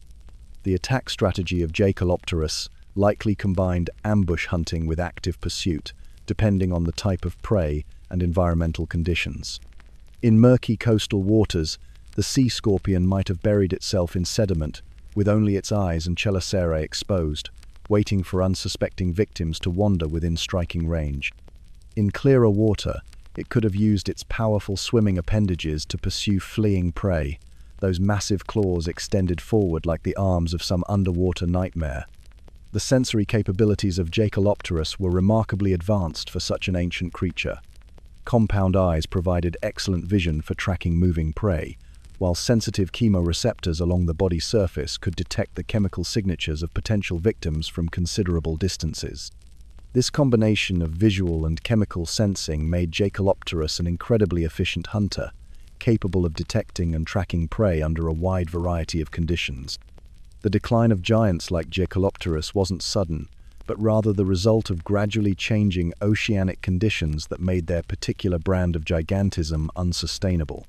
As oxygen levels in the oceans began to decrease and competition from early vertebrates intensified, the metabolic advantages that had allowed Eurypterids to dominate marine ecosystems gradually eroded. The rise of more sophisticated fish predators, armed with better swimming capabilities and more efficient hunting strategies, began to challenge Eurypterids' supremacy. Modern arthropods, from lobsters to horseshoe crabs, carry within their genetic heritage the evolutionary memory of their magnificent ancestors. They survive in a world that can no longer support the giants of the Silurian seas, but they retain many of the same basic predatory adaptations that made creatures like Jacalopterus so successful. When we watch a mantis shrimp strike its prey or observe a lobster manipulating food with its claws, we're seeing behaviors that were perfected hundreds of millions of years ago by the claws beneath the wave. The fossil record preserves Jacalopterus in exquisite detail, its segmented exoskeleton recording not just its anatomy but glimpses of its behavior and ecological relationships. These ancient sea scorpions remind us that Earth's oceans once hosted predators as magnificent and terrifying as any that have ever evolved, creatures that ruled their aquatic domain with a combination of size, intelligence, and predatory perfection that has never been equaled in the arthropod world. Segment 17.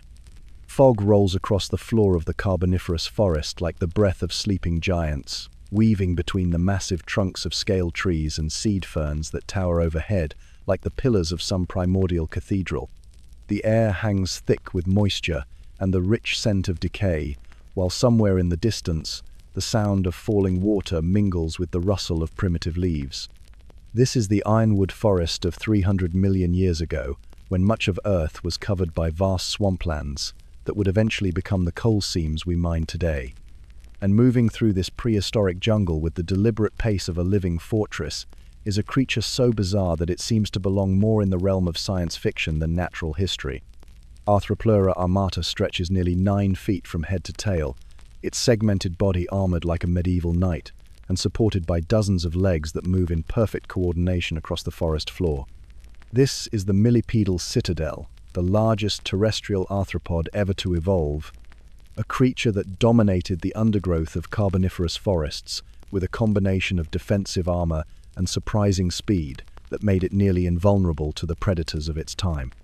The exoskeleton of Arthropleura represents a masterpiece of evolutionary engineering, lightweight yet incredibly strong, flexible enough to allow complex movement while providing protection that could deflect the attacks of early amphibian predators.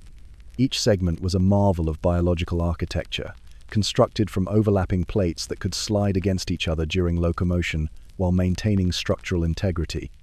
Analysis of fossilized segments reveals a honeycomb-like internal structure that provided maximum strength with minimum weight, allowing Arthropleura to achieve enormous size without becoming too heavy to move efficiently.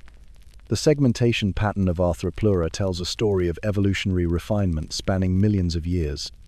Unlike modern millipedes, which possess relatively simple, repetitive segments, Arthropleura had evolved specialized segments for different functions, reinforced anterior segments for protection of vital organs, flexible middle segments for efficient locomotion, and modified posterior segments that may have served defensive or reproductive functions. This level of specialization suggests a creature that had achieved remarkable evolutionary sophistication in its particular ecological niche. The locomotion of Arthropleura was surprisingly graceful for such a massive creature. With dozens of legs working in coordinated waves of movement, it could navigate through dense forest undergrowth with surprising speed and agility. Trackways preserved in Carboniferous sediments reveal that Arthropleura could move at speeds exceeding human walking pace, despite its enormous size and presumably heavy exoskeleton. The creature's ability to climb over obstacles and navigate complex terrain made it one of the most mobile large animals in its ecosystem. One of the most intriguing mysteries surrounding Arthropleura concerns its diet and feeding behavior. Recent analysis of gut clay impressions, fossilized sediments that filled the digestive tract after death, has revealed a surprisingly complex picture of feeding habits. While traditionally thought to be herbivorous, like modern millipedes, these gut contents suggest a more varied diet that may have included both plant matter and animal protein, making Arthropleura an omnivore capable of exploiting multiple food sources. The plant remains found in Arthropleura. Gut impressions include fragments of seed ferns, early conifers, and primitive flowering plants, suggesting a creature capable of processing tough, fibrous vegetation that other herbivores might have found indigestible. But more intriguingly, some gut contents also include what appear to be arthropod fragments and other organic debris. hinting at opportunistic scavenging behavior or even active predation on smaller creatures. The world that supported giants like Arthropleura was unlike anything we see today.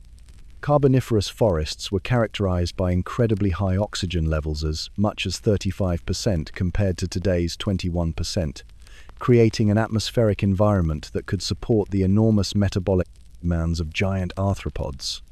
This oxygen-rich atmosphere was like biological rocket fuel, allowing creatures to achieve sizes that would be impossible under current conditions.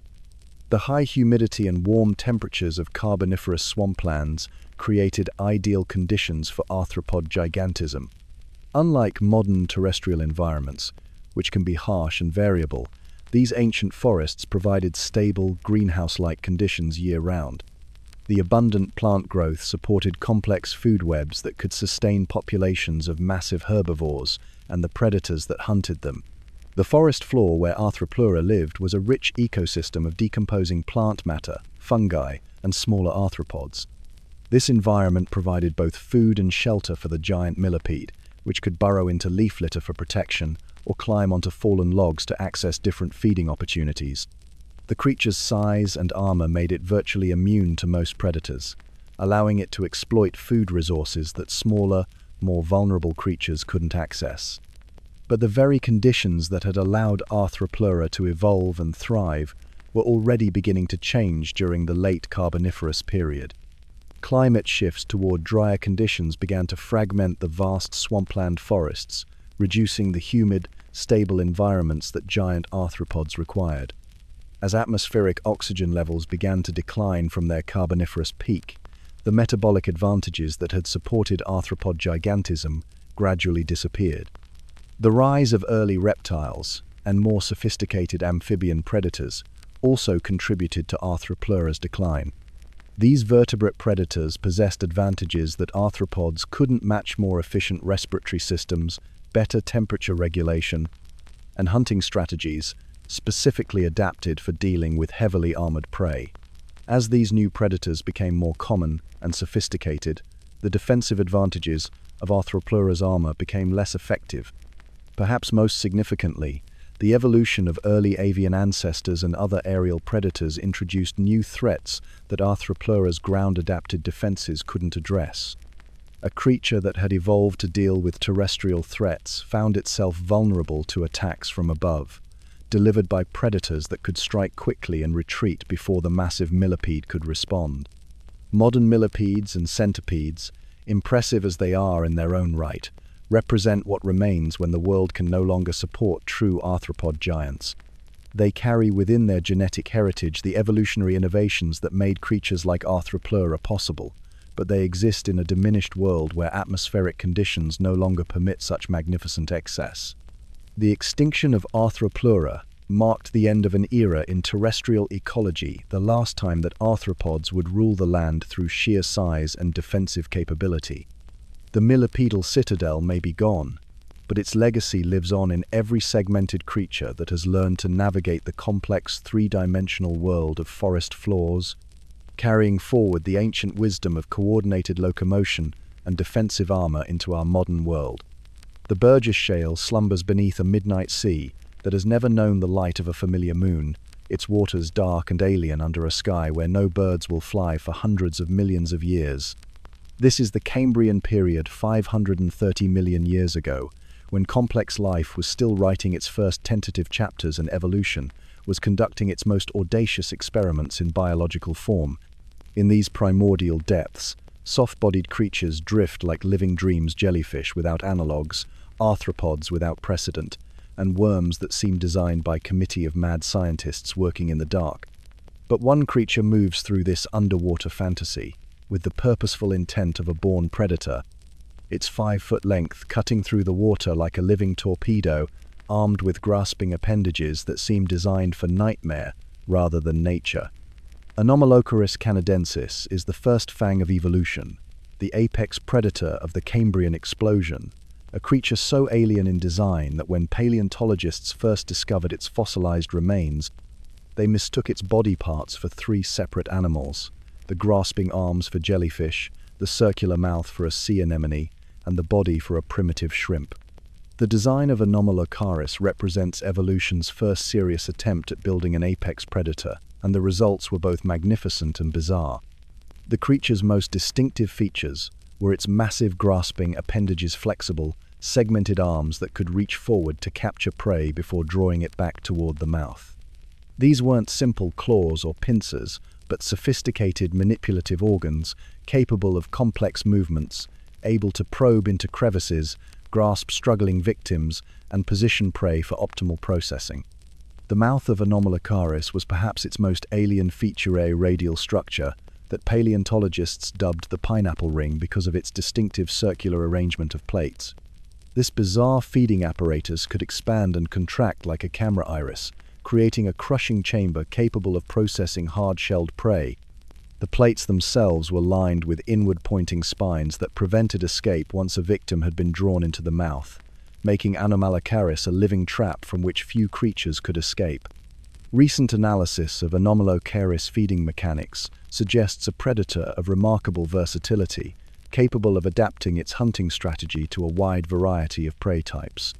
The flexible arms could pluck soft-bodied creatures from the water column, probe into burrows to extract hiding trilobites, or even strip away the shells of early mollusks to access the nutritious tissues within. This adaptability made Anomalocaris the ultimate generalist predator, capable of exploiting virtually any food source available in the Cambrian seas.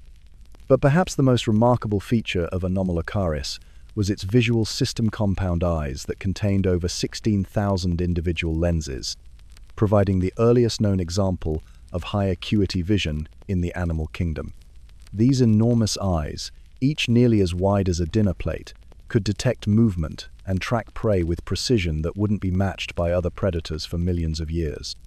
The possession of such sophisticated vision suggests that Anomalocaris was an active hunter rather than a passive ambush predator, capable of spotting and pursuing prey across considerable distances. The hunting strategy of Anomalocaris likely combined visual tracking with rapid swimming pursuit, using its flexible body and powerful swimming fins to chase down fleeing prey, while its grasping arms reached forward to capture victims. The creature's size and speed would have made it virtually unstoppable in the relatively simple ecosystems of the Cambrian period, when most other animals were small, slow, and lacked sophisticated escape behaviors. The world that Anomalocaris inhabited was one of unprecedented evolutionary experimentation, where life was testing every possible variation on the basic themes of predation and defense. The Cambrian explosion had filled the oceans with creatures of bewildering diversity, some successful, some evolutionary dead ends, all contributing to an arms race between predator and prey that would shape the course of life on Earth for the next 500 million years.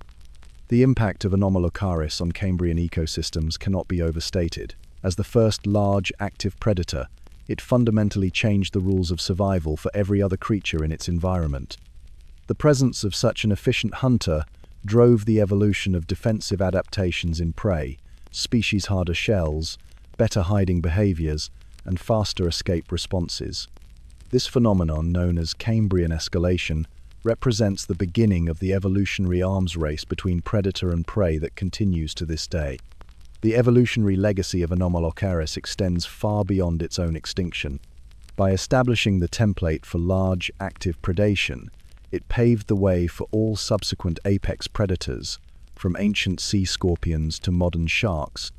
The basic hunting strategies pioneered by Anomalocaris, visual tracking, pursuit predation, and versatile prey handling, became the foundation upon which all later predatory success was built. The compound eyes of Anomalocaris represent a particularly important evolutionary innovation, demonstrating that high-resolution vision could provide decisive advantages in predator-prey interactions. This discovery helped drive the evolution of increasingly sophisticated visual systems throughout the animal kingdom, leading eventually to the camera eyes of vertebrates and the polarized vision of many modern arthropods. The extinction of Anomalocaris marked the end of the Cambrian period's most distinctive predator, but its influence on evolutionary history was just beginning.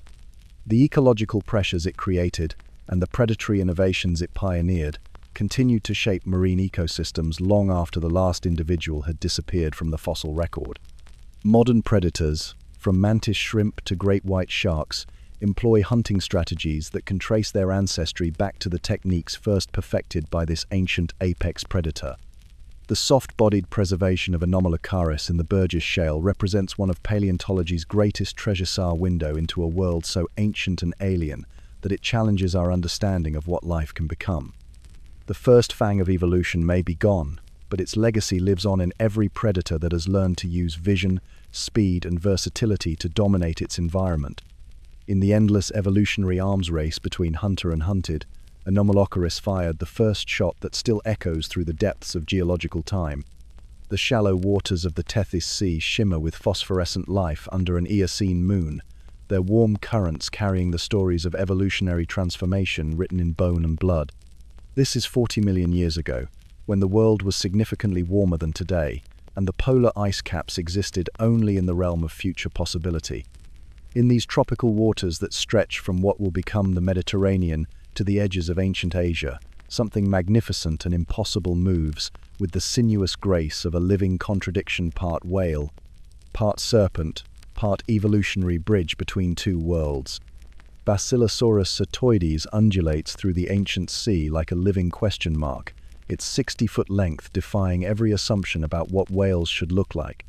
This is the serpent whale of Eocene tides, a creature so bizarre that early paleontologists thought they had discovered a marine reptile rather than the ancestor of modern whales. With its elongated body, tiny residual hind limbs, and skull that still bears the unmistakable marks of its terrestrial ancestry, Basilosaurus represents one of evolution's most dramatic transformations, the moment when mammals took their first tentative steps back into the sea that had birthed all life. The most remarkable feature of Basilosaurus isn't its enormous size or serpentine proportions, but rather the vestigial hind limbs that cling to its posterior like evolutionary memories made flesh. These tiny legs, complete with feet and toes, were far too small to support the creature's massive weight on land, yet they represent one of the most important snapshots of evolutionary transition ever preserved in the fossil record. Here, written in bone and sinew, is the story of how land mammals gradually returned to their aquatic origins, carrying with them the adaptations of their terrestrial ancestors while slowly acquiring the modifications necessary for oceanic life. The skull of Basilosaurus reveals a creature caught between two worlds, possessing the elongated jaws and sharp teeth of an active predator, while retaining many of the structural features inherited from its land-dwelling ancestors. But perhaps most remarkably, analysis of the skull's internal architecture has revealed sophisticated sonic conduit specialized bone structures that allowed Basilosaurus to hear underwater with remarkable precision. These adaptations represent some of the earliest evidence for the evolution of underwater hearing, the foundation upon which modern whale echolocation would eventually be built. The hunting strategy of Basilosaurus was unlike anything seen in modern whales, combining the pursuit tactics of oceanic predators with the flexibility and stealth of serpentine hunters.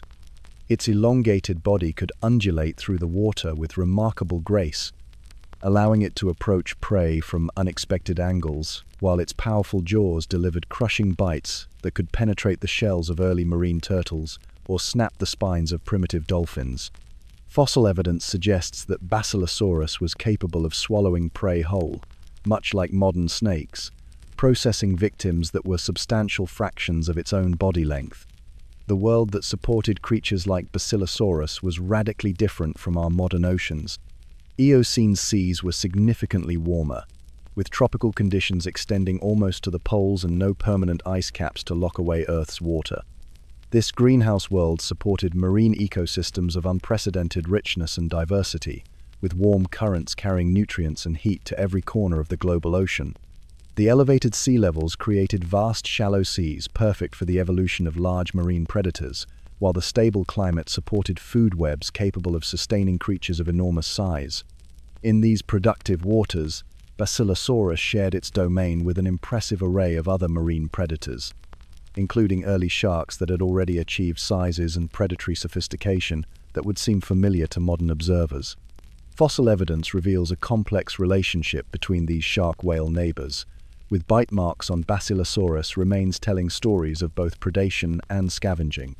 Some encounters may have been fatal for the primitive whales, while others suggest that even ancient sharks treated the massive serpent whales with considerable respect. The cohabitation of sharks and early whales in Eocene seas represents one of the most important chapters in marine predator evolution. These encounters help shape the evolutionary trajectory of both groups, with sharks maintaining their role as oceanic apex predators, while whales gradually developed the size, intelligence, and social behaviors that would eventually allow them to compete successfully in the marine environment. The bite marks preserved on Basilosaurus fossils provide direct evidence of this ancient arms race, showing us the precise moments when predator met prey in the warm waters of the ancient Tethys. The respiratory adaptations of Basilosaurus reveal a creature still learning how to be fully aquatic.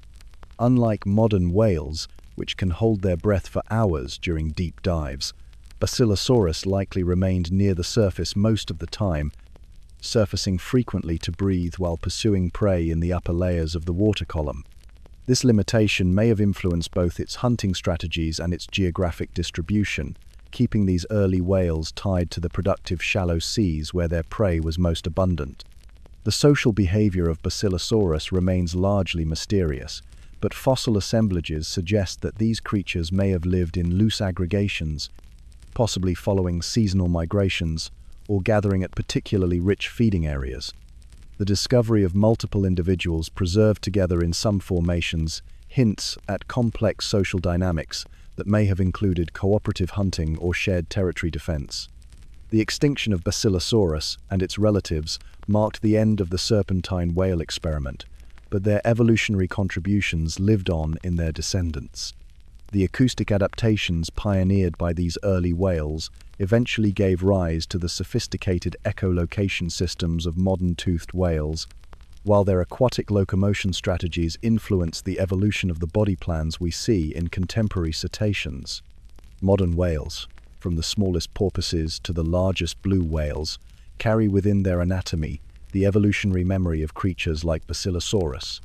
The tiny pelvic bones that still persist in whale skeletons are direct descendants of the visible hind limbs that made Basilosaurus so remarkable, while the acoustic capabilities that make whales such successful marine predators trace their origins to the sonic skull conduits first developed in the Eocene seas.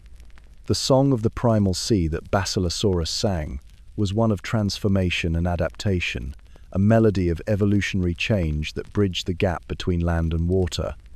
In its serpentine form and vestigial limbs, we see not just an extinct predator, but a living testament to evolution's power to reshape life in response to changing environments and new opportunities.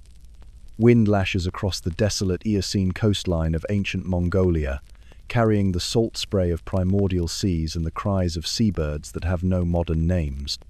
Shellbeds crunch and scatter beneath massive padded feet, each footfall leaving impressions in the sand that speak of a predator built on a scale that defies comprehension.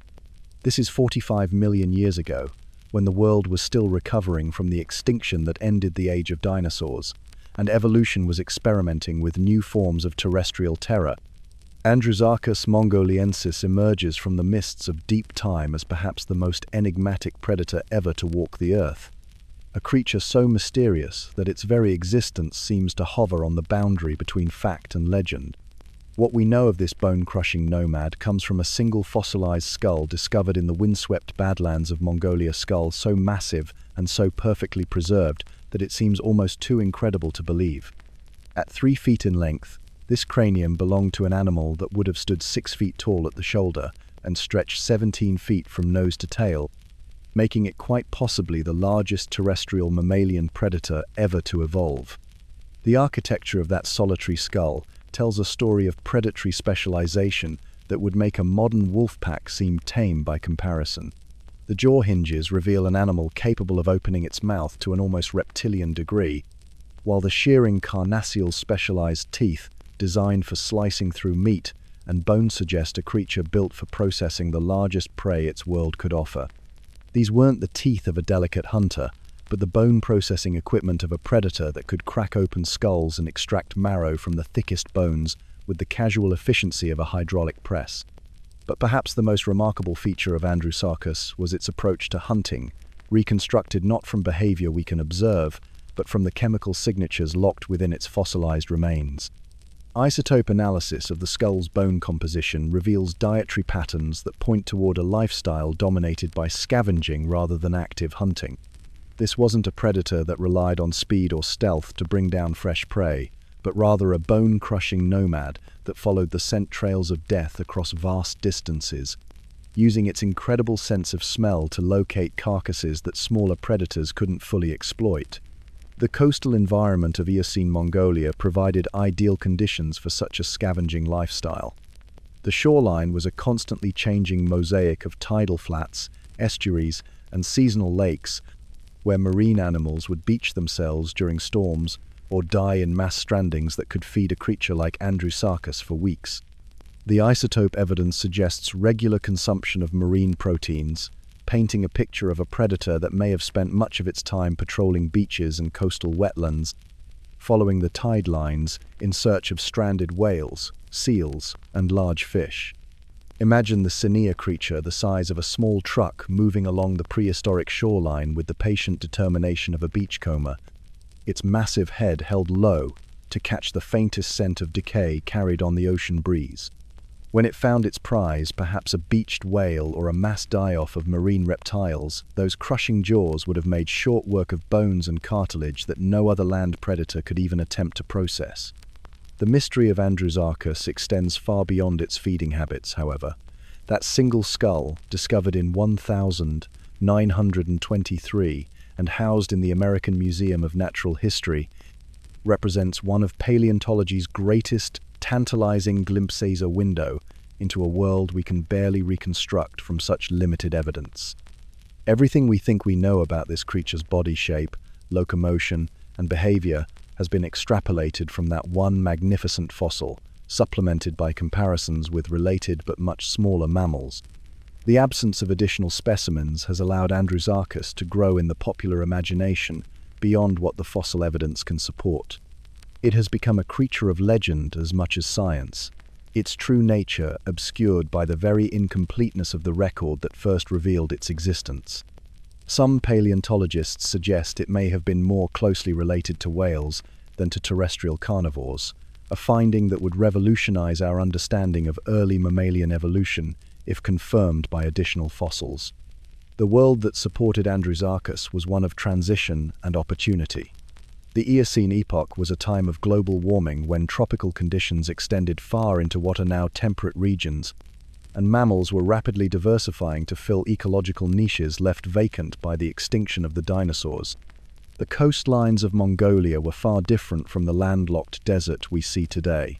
They were part of an extensive seaway that connected the Arctic Ocean to the tropical Tethys Sea, creating a marine highway that supported diverse ecosystems and abundant food sources for any predator capable of exploiting them.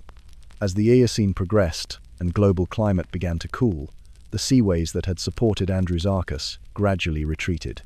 The coastal wetlands transformed into the arid steppes that characterize modern Mongolia, eliminating the rich marine ecosystems that had provided this bone-crushing nomad with its primary food source. Without the massive carcasses that had sustained its scavenging lifestyle, even the most perfectly adapted predator couldn't survive. The single skull of Andrewsarchus serves as a humbling reminder of how much we don't know about Earth's prehistoric past. For every fossil we discover, countless others remain buried in sediments around the world, and for every species we can name and study, dozens more lived and died without leaving any trace we're likely to find. Andrewsarchus represents the tantalizing possibility that our planet once hosted wonders even greater than those we've already uncovered, creatures so magnificent that they challenge our understanding of what evolution can achieve given enough time and opportunity. Today, when paleontologists search the Badlands of Mongolia for additional Andrewsarchus remains, they're seeking more than just fossils. They're hoping to solve one of paleontology's greatest mysteries and transform a legend built on absence into scientific understanding built on evidence. Until that day comes, the bone-crushing nomad will continue to haunt our imagination as a reminder that the past holds secrets we've only begun to uncover. Sunrise breaks over the Oligocene plains like a promise of violence, painting the endless grasslands in shades of gold and amber, while dust devils dance across the horizon like spirits of the departed. In the distance, herds of ancestral horses gather at a waterhole, their three-toed feet stirring clouds of alkali dust as they approach the precious water with the nervous energy of prey animals who know they're being watched.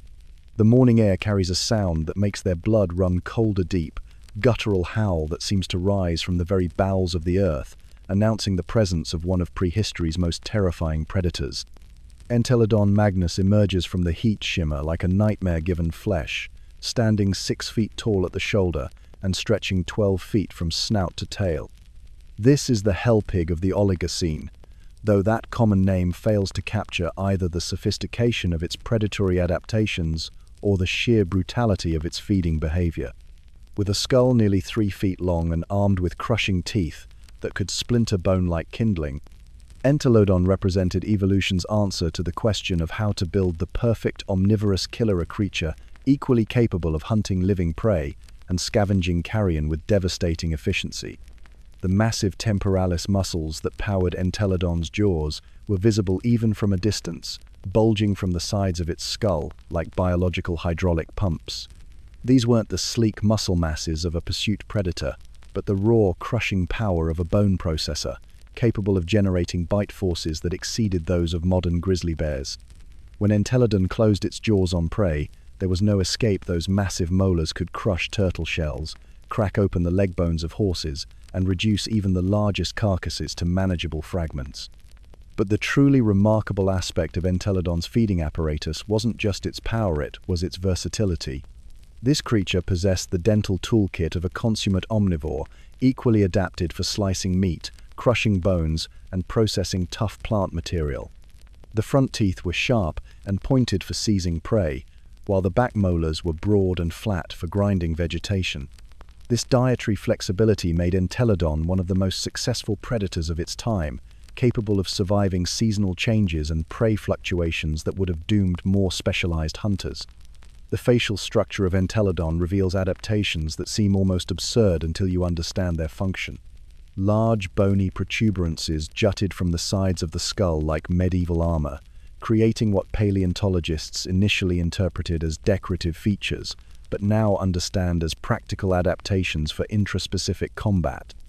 These facial warts, as they're colloquially known, served as cushions for the massive tusks that male Entelodon used in territorial disputes and dominance battles. When two of these giants met in combat, their clashing tusks would strike these bony shields rather than penetrating soft tissue, allowing for ritualized fights that established hierarchy without necessarily resulting in death. Recent analysis of Entelodon's social behavior, based on the abundance of fossils found in close association, suggests these creatures may have lived in loose social groups not unlike modern peccaries or wild boars. The implications are chilling. Imagine a pack of these hell pigs working together to bring down a titanosaur or cornering a group of early horses at a waterhole.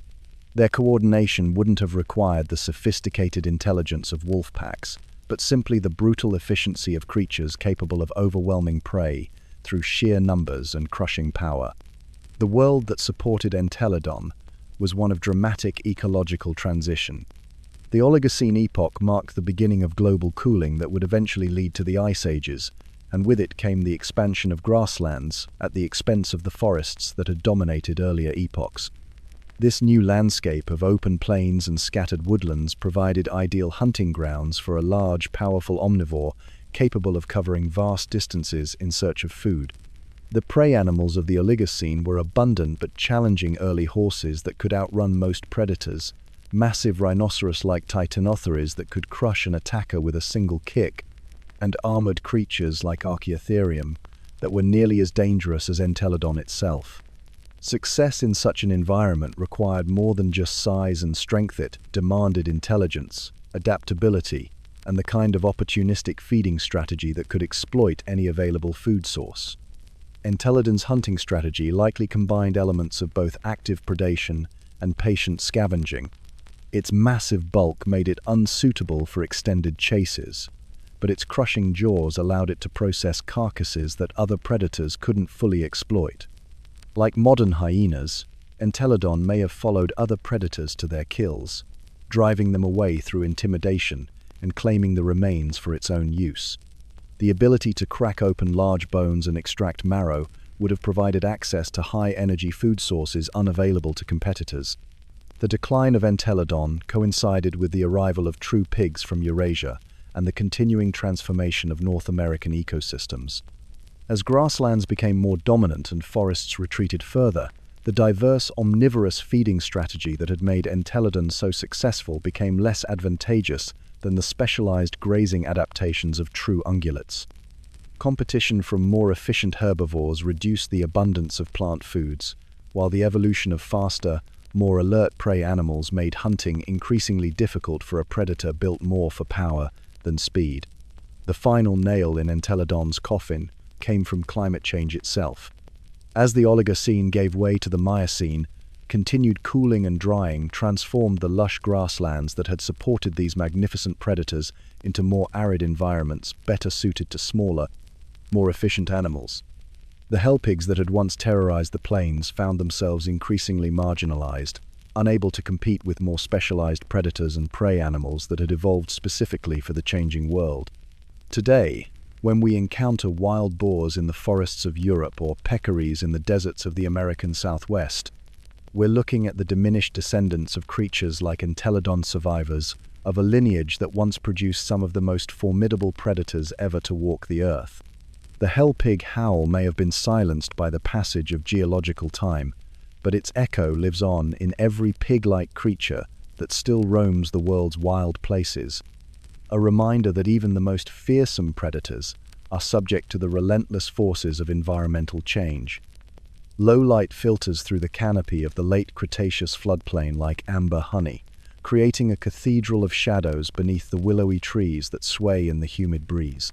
This is the Nemegt Basin of ancient Mongolia, a landscape of meandering rivers and seasonal wetlands where mist rises from the water like the breath of sleeping giants. Through this prehistoric Eden moves a creature so bizarre that it seems to belong more in the realm of fever dreams than paleontological factor giant that stands 16 feet tall and brandishes claws longer than baseball bats, yet poses no threat to any creature it encounters. Therizinosaurus cheloniformis defies every assumption we make about predators and prey, about form and function, about the relationship between weapons and their intended use. Here is a creature armed with the most fearsome claws in Earth's history, 3-foot scythes, that could disembowel a tyrannosaur with a single swipe, yet fossil evidence reveals a gentle giant whose massive gut was designed for processing plant matter rather than flesh.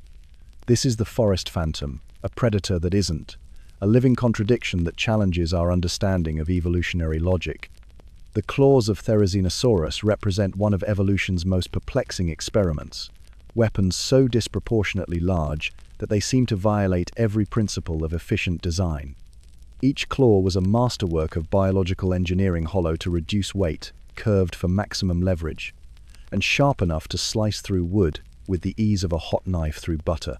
Yet isotope analysis of Therizinosaurus fossils reveals a diet composed entirely of plant material, leaving paleontologists to puzzle over why a herbivore would evolve such magnificent instruments of destruction. The answer lies in understanding the world. These giants inhabited a landscape where size meant survival and defensive capability determined evolutionary success. The late Cretaceous was the golden age of tyrannosaurs, when giants like Tarbosaurus stalked the floodplains of Asia with 40-foot bodies and bone-crushing jaws. In such a world, even herbivores needed defensive adaptations that could give pause to the most determined predator. The claws of Therizinosaurus weren't weapons of aggression, they were the ultimate deterrent, capable of inflicting wounds so devastating that even the largest predators would think twice before attacking. But defense wasn't the only function of those remarkable claws. Recent biomechanical analysis suggests they may have served as sophisticated foraging tools, allowing Therizinosaurus to strip branches, dig up roots, and access high-energy plant foods that smaller herbivores couldn't reach. Imagine those massive arms reaching into the canopy to bend down branches laden with fruit, or those precision-engineered claws delicately extracting tubers from the soft earth of the floodplain. The same structures that could kill a tyrannosaur could also harvest the most delicate plant foods with surgical precision. The entire body plan of Therizinosaurus reflects its unique lifestyle as a giant defensive herbivore. The massive gut, necessary for processing tough plant material, gave it the rounded, almost pot-bellied appearance that earned it the species name Cheloniformis turtle-shaped. The long neck allowed it to browse at heights that other herbivores couldn't reach, while the powerful legs provided the mobility necessary to move between feeding areas and escape from predators when deterrence failed. Perhaps most remarkably, recent discoveries have revealed that Therizinosaurus was extensively feathered, covered in a plumage so elaborate that it would have made peacocks jealous. These weren't the simple bristles of early feathered dinosaurs, but complex, multi-layered feathers that served multiple functions in the hot, humid environment of the Cretaceous floodplains. The primary purpose was thermoregulation. Those massive bodies generated enormous amounts of metabolic heat that needed to be dissipated to prevent overheating in the tropical climate. The feather coverage of Therizinosaurus would have created one of prehistory's most spectacular sights, a creature the size of a small building covered in what may have been brilliantly colored plumage that rippled and shifted with every movement. The colors remain unknown, locked away by the processes of fossilization, but we can imagine patterns that served both for thermoregulation and species recognition, perhaps the deep greens and browns that would blend with forest shadows, or the bold displays that would make an individual visible to potential mates across vast distances. The social behavior of Therizinosaurus remains largely mysterious, but the sheer size of these creatures suggests they may have lived in small family groups, sharing information about food sources and providing mutual protection against predators. The discovery of multiple individuals in close association hints at complex social structures that may have included cooperative feeding, shared territory defense, and collective care of young. The world that supported these gentle giants was one of unprecedented productivity and diversity.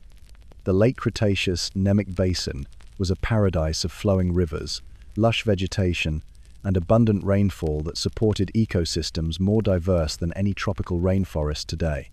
Flowering plants were revolutionizing terrestrial environments, providing new food sources and creating more complex ecological relationships than had ever existed before.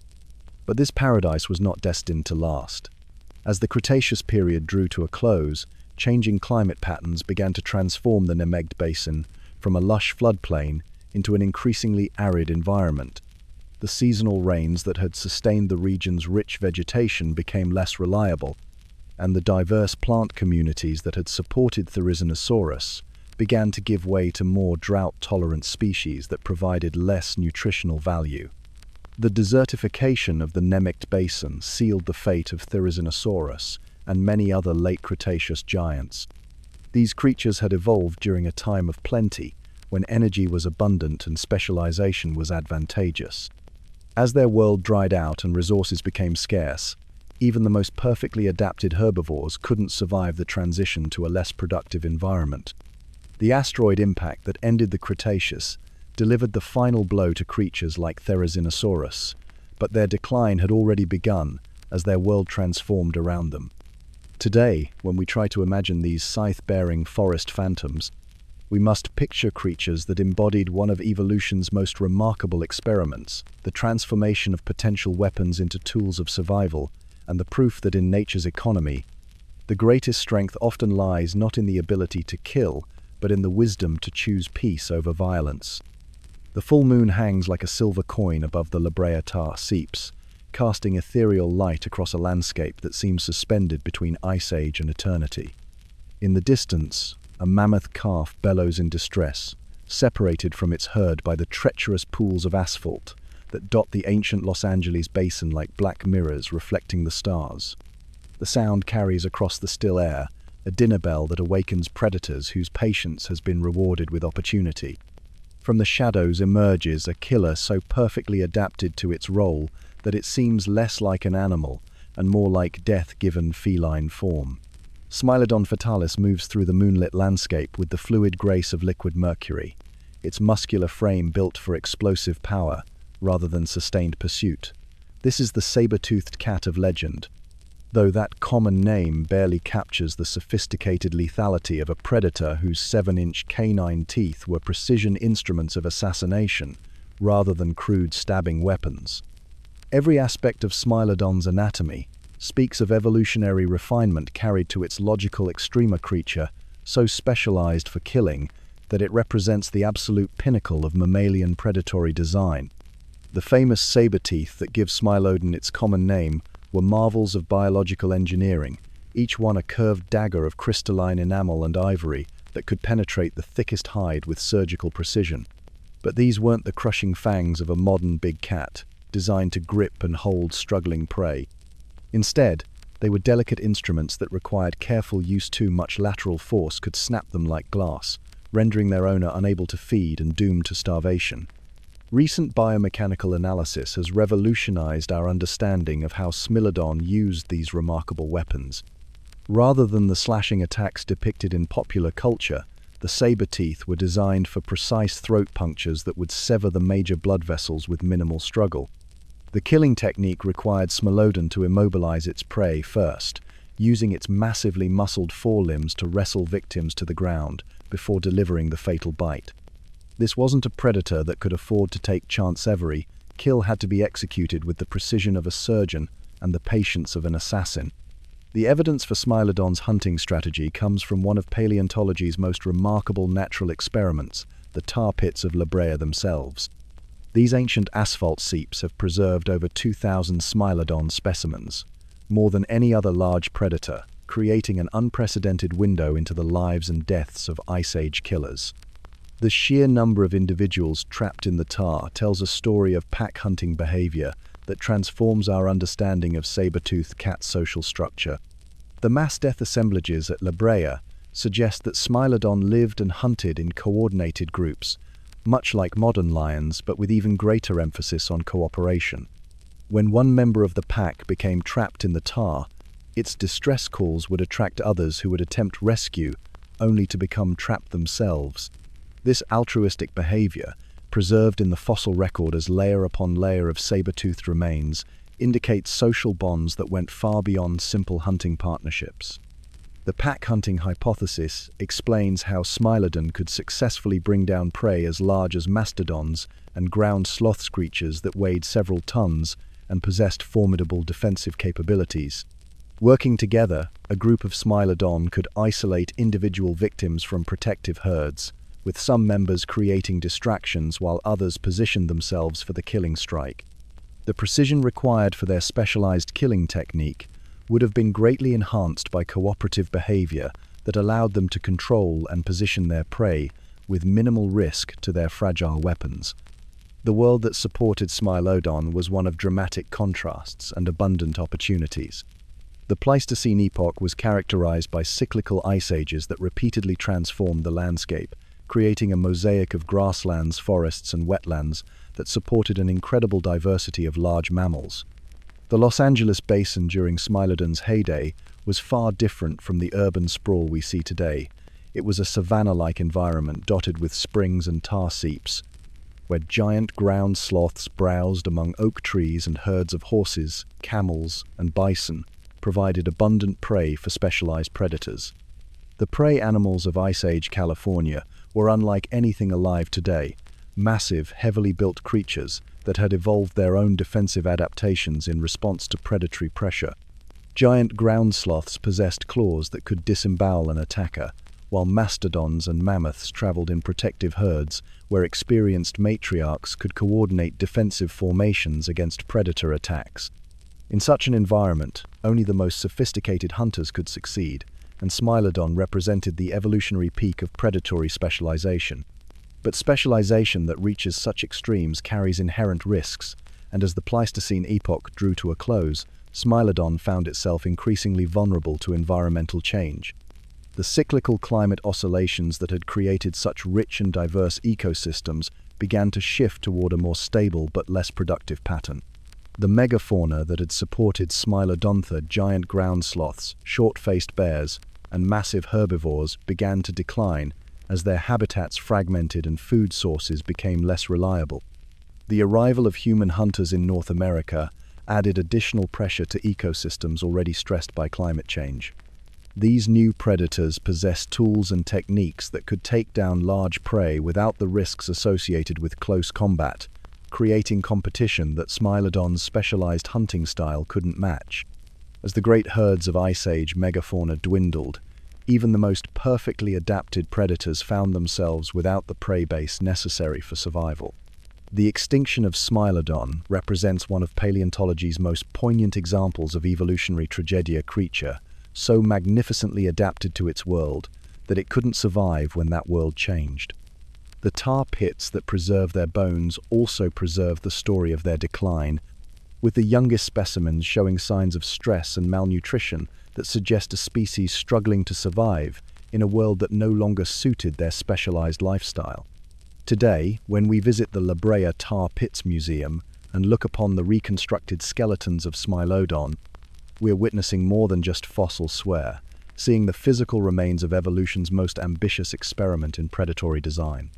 The saber in the snow may be gone, but its legacy lives on in every predator that learned the lesson Smilodon taught through its extinction, that in nature's economy, specialization is both the key to dominance and the path to vulnerability.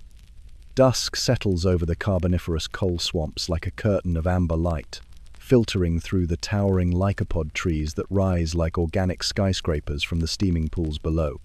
The air itself seems thick enough to drink, saturated with moisture and oxygen in concentrations that make modern atmospheres seem thin and lifeless by comparison. Through this primordial paradise cruise the undisputed masters of the ancient sky creatures, so impossible by today's standards that they seem more like mythological beasts than biological reality. Meganeura munyibanks through the humid air on wings that span 30 inches from tip to tip, each membrane a masterpiece of evolutionary engineering that catches and holds the fading light like stained glass windows. This is the dragonfly overlord of the coal swamps, an aerial predator so perfectly adapted to its three-dimensional hunting ground that it seems to own the very air itself.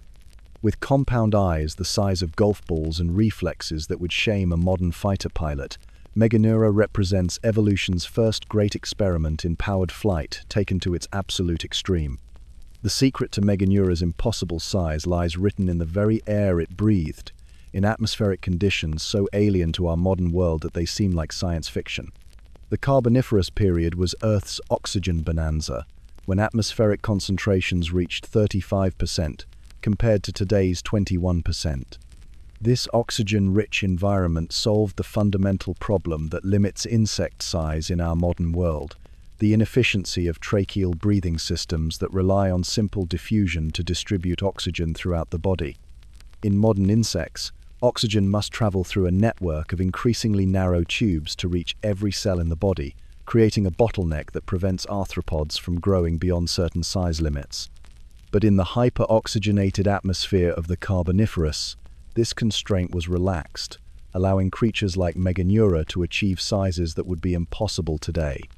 Every breath brought a supercharged dose of the gas that fuels metabolism, enabling flight muscles to generate the power necessary to lift bodies that dwarfed any modern flying insect.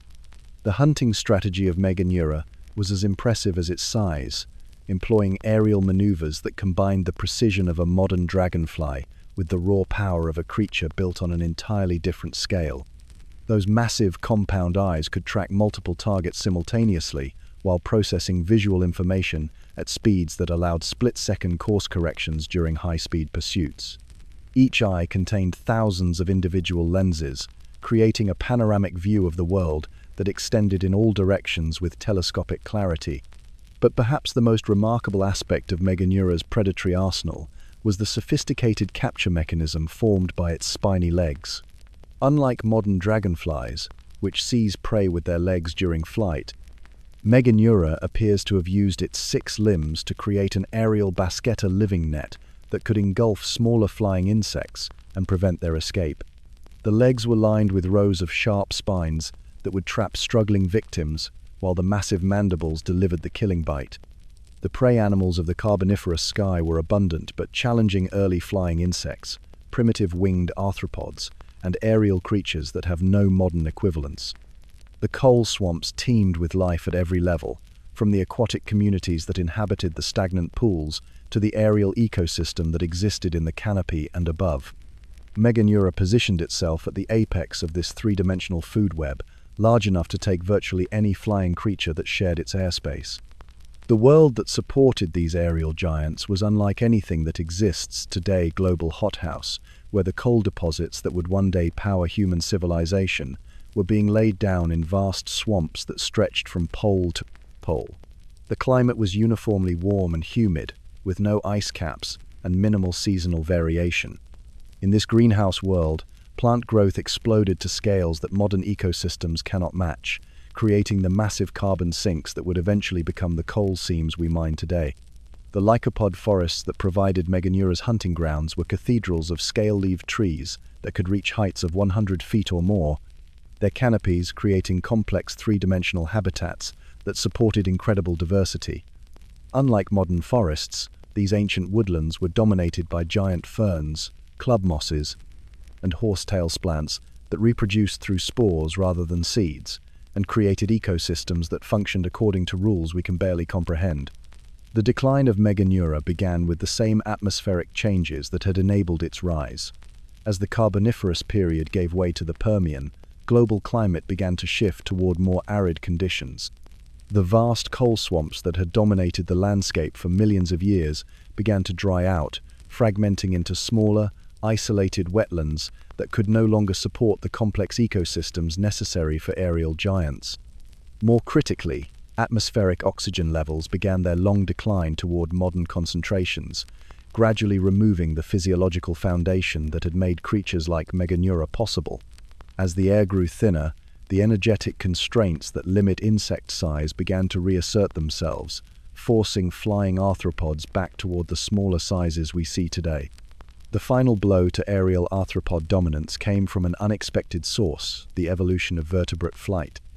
As early flying reptiles and eventually birds began to exploit the aerial niche, they brought with them the efficient respiratory systems and complex behavioral repertoires that arthropods couldn't match. The sky that had once belonged exclusively to insects gradually became contested territory, and in that competition, the vertebrates ultimately prevailed. Today, when we watch a modern dragonfly patrol a pond or catch sight of one hovering in a shaft of afternoon sunlight, we're witnessing the diminished descendants of creatures like Meganeura survivors of a lineage that once ruled the skies with 30-inch wings and reflexes honed by 300 million years of aerial predation. The wings of amber sky may be gone, but their memory lives on in every insect that still takes to the air, carrying within their genes the legacy of an age when the sky belonged to arthropods and flight was still evolution's newest and most remarkable invention. The murky waters of the Miocene Paraná River flow like liquid chocolate beneath the South American sun, their slow-moving surface broken only by the occasional leap of a primitive dolphin or the V-shaped wake of a cruising caiman. But beneath that deceptively calm surface, something moves with collective purpose, shimmering swarms so vast and so densely packed that it eclipses the sunlight filtering down from above, creating shifting patterns of shadow and silver that pulse with predatory intent. Megapiranha paranensis swims in formation with thousands of its brethren, each individual a foot-long embodiment of aquatic lethality, armed with teeth that represent one of evolution's most elegant solutions to the problem of underwater dismemberment. This is the serrated spiral of ancient South America, a creature that took the basic piranha blueprint and scaled it up to nightmare proportions, creating a freshwater predator so efficient that it could reduce a horse-sized mammal to bare bones in a matter of minutes. The teeth of Megapiranha were marvels of biological engineering that put modern piranhas to shame in both size and sophistication. Where their descendants possess relatively simple triangular teeth designed for flesh removal, Megapiranha had evolved transitional tooth rows that formed an interlocking system of unprecedented cutting power. The upper and lower jaws worked together like the blades of a precision guillotine, with each tooth fitting perfectly into the gaps between its opposites to create a cutting surface that left no escape routes for struggling prey.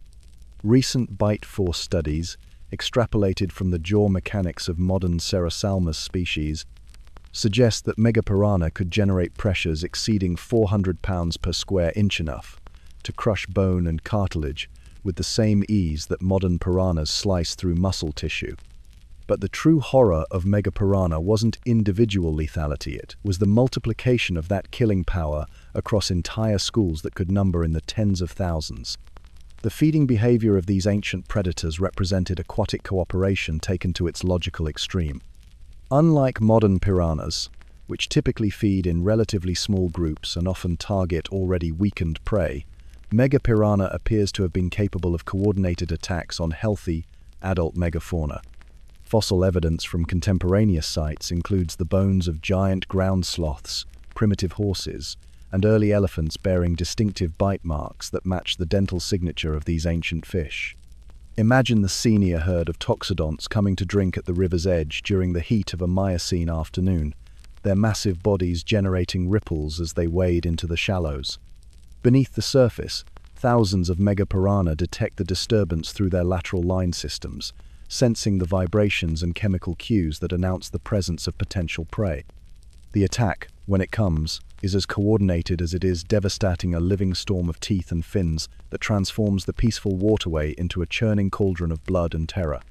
The river systems that supported megapiranha were vastly different from today's South American waterways, representing a golden age of freshwater productivity that has never been equaled. The Miocene Paraná River was part of an enormous drainage system that collected water from across the continent, creating a network of interconnected waterways that supported some of the most diverse aquatic ecosystems in Earth's history. The climate was warmer and more humid than today, with seasonal flooding cycles that created vast temporary lakes and backwaters where fish populations could explode to incredible densities. These ancient rivers were highways of life, supporting not just megapiranha but an entire cast of aquatic giants that reads like a catalogue of freshwater monsters. Primitive dolphins the size of modern orcas shared the waters with crocodilians that dwarfed anything alive today, while giant catfish and lungfish cruised the deeper channels like living submarines. In such a competitive environment, only the most efficient predators could thrive, and megapiranha's combination of size, speed, and collective hunting behavior made it the undisputed ruler of the ancient waterways. The social structure of megapiranha schools represented one of nature's most sophisticated examples of collective predation. Unlike the relatively simple schooling behavior of modern fish, these ancient predators appear to have employed complex hunting strategies that required coordination across thousands of individuals. Chemical communication through pheromones allowed the school to act as a single organism, with scouts identifying targets and signaling attacks through cascades of chemical messages that could mobilize entire populations in seconds. The decline of megapiranha began with the geological forces that were reshaping South America during the late Miocene. The continuing uplift of the Andes Mountains was gradually altering the continent's drainage patterns, fragmenting the vast river systems that had supported these aquatic giants for millions of years. As the ancient Paraná River system was divided into smaller, isolated waterways, the breeding populations of megapiranha became increasingly separated from one another. The fragmentation of their habitat was particularly devastating for creatures that depended on massive population densities for their hunting success. As breeding pools became isolated, genetic diversity declined, and population sizes dropped below the critical thresholds necessary for maintaining the complex social behaviors that had made these predators so successful. The razor schools that had once terrorized South American waterways gradually dwindled to scattered remnants, no longer capable of the collective predation that had defined their species. Climate change delivered the final blow to megapiranha's dominance. As global temperatures began to cool and precipitation patterns shifted, the seasonal flooding cycles that had created ideal breeding conditions became less reliable. The temporary lakes and backwaters where young megapiranha learned to hunt in massive schools began to disappear, replaced by more stable but less productive permanent waterways that favored smaller, more adaptable species. The evolutionary legacy of megapiranha lives on in their modern descendants, though in greatly diminished form. Today's piranhas retain the basic body plan and feeding behavior of their giant ancestors, but lack both the size and the sophisticated social hunting strategies that made megapiranha such formidable predators. They are living reminders of an age when South America's rivers ran red with the feeding frenzies of creatures that turned collective predation into an art form of aquatic terror.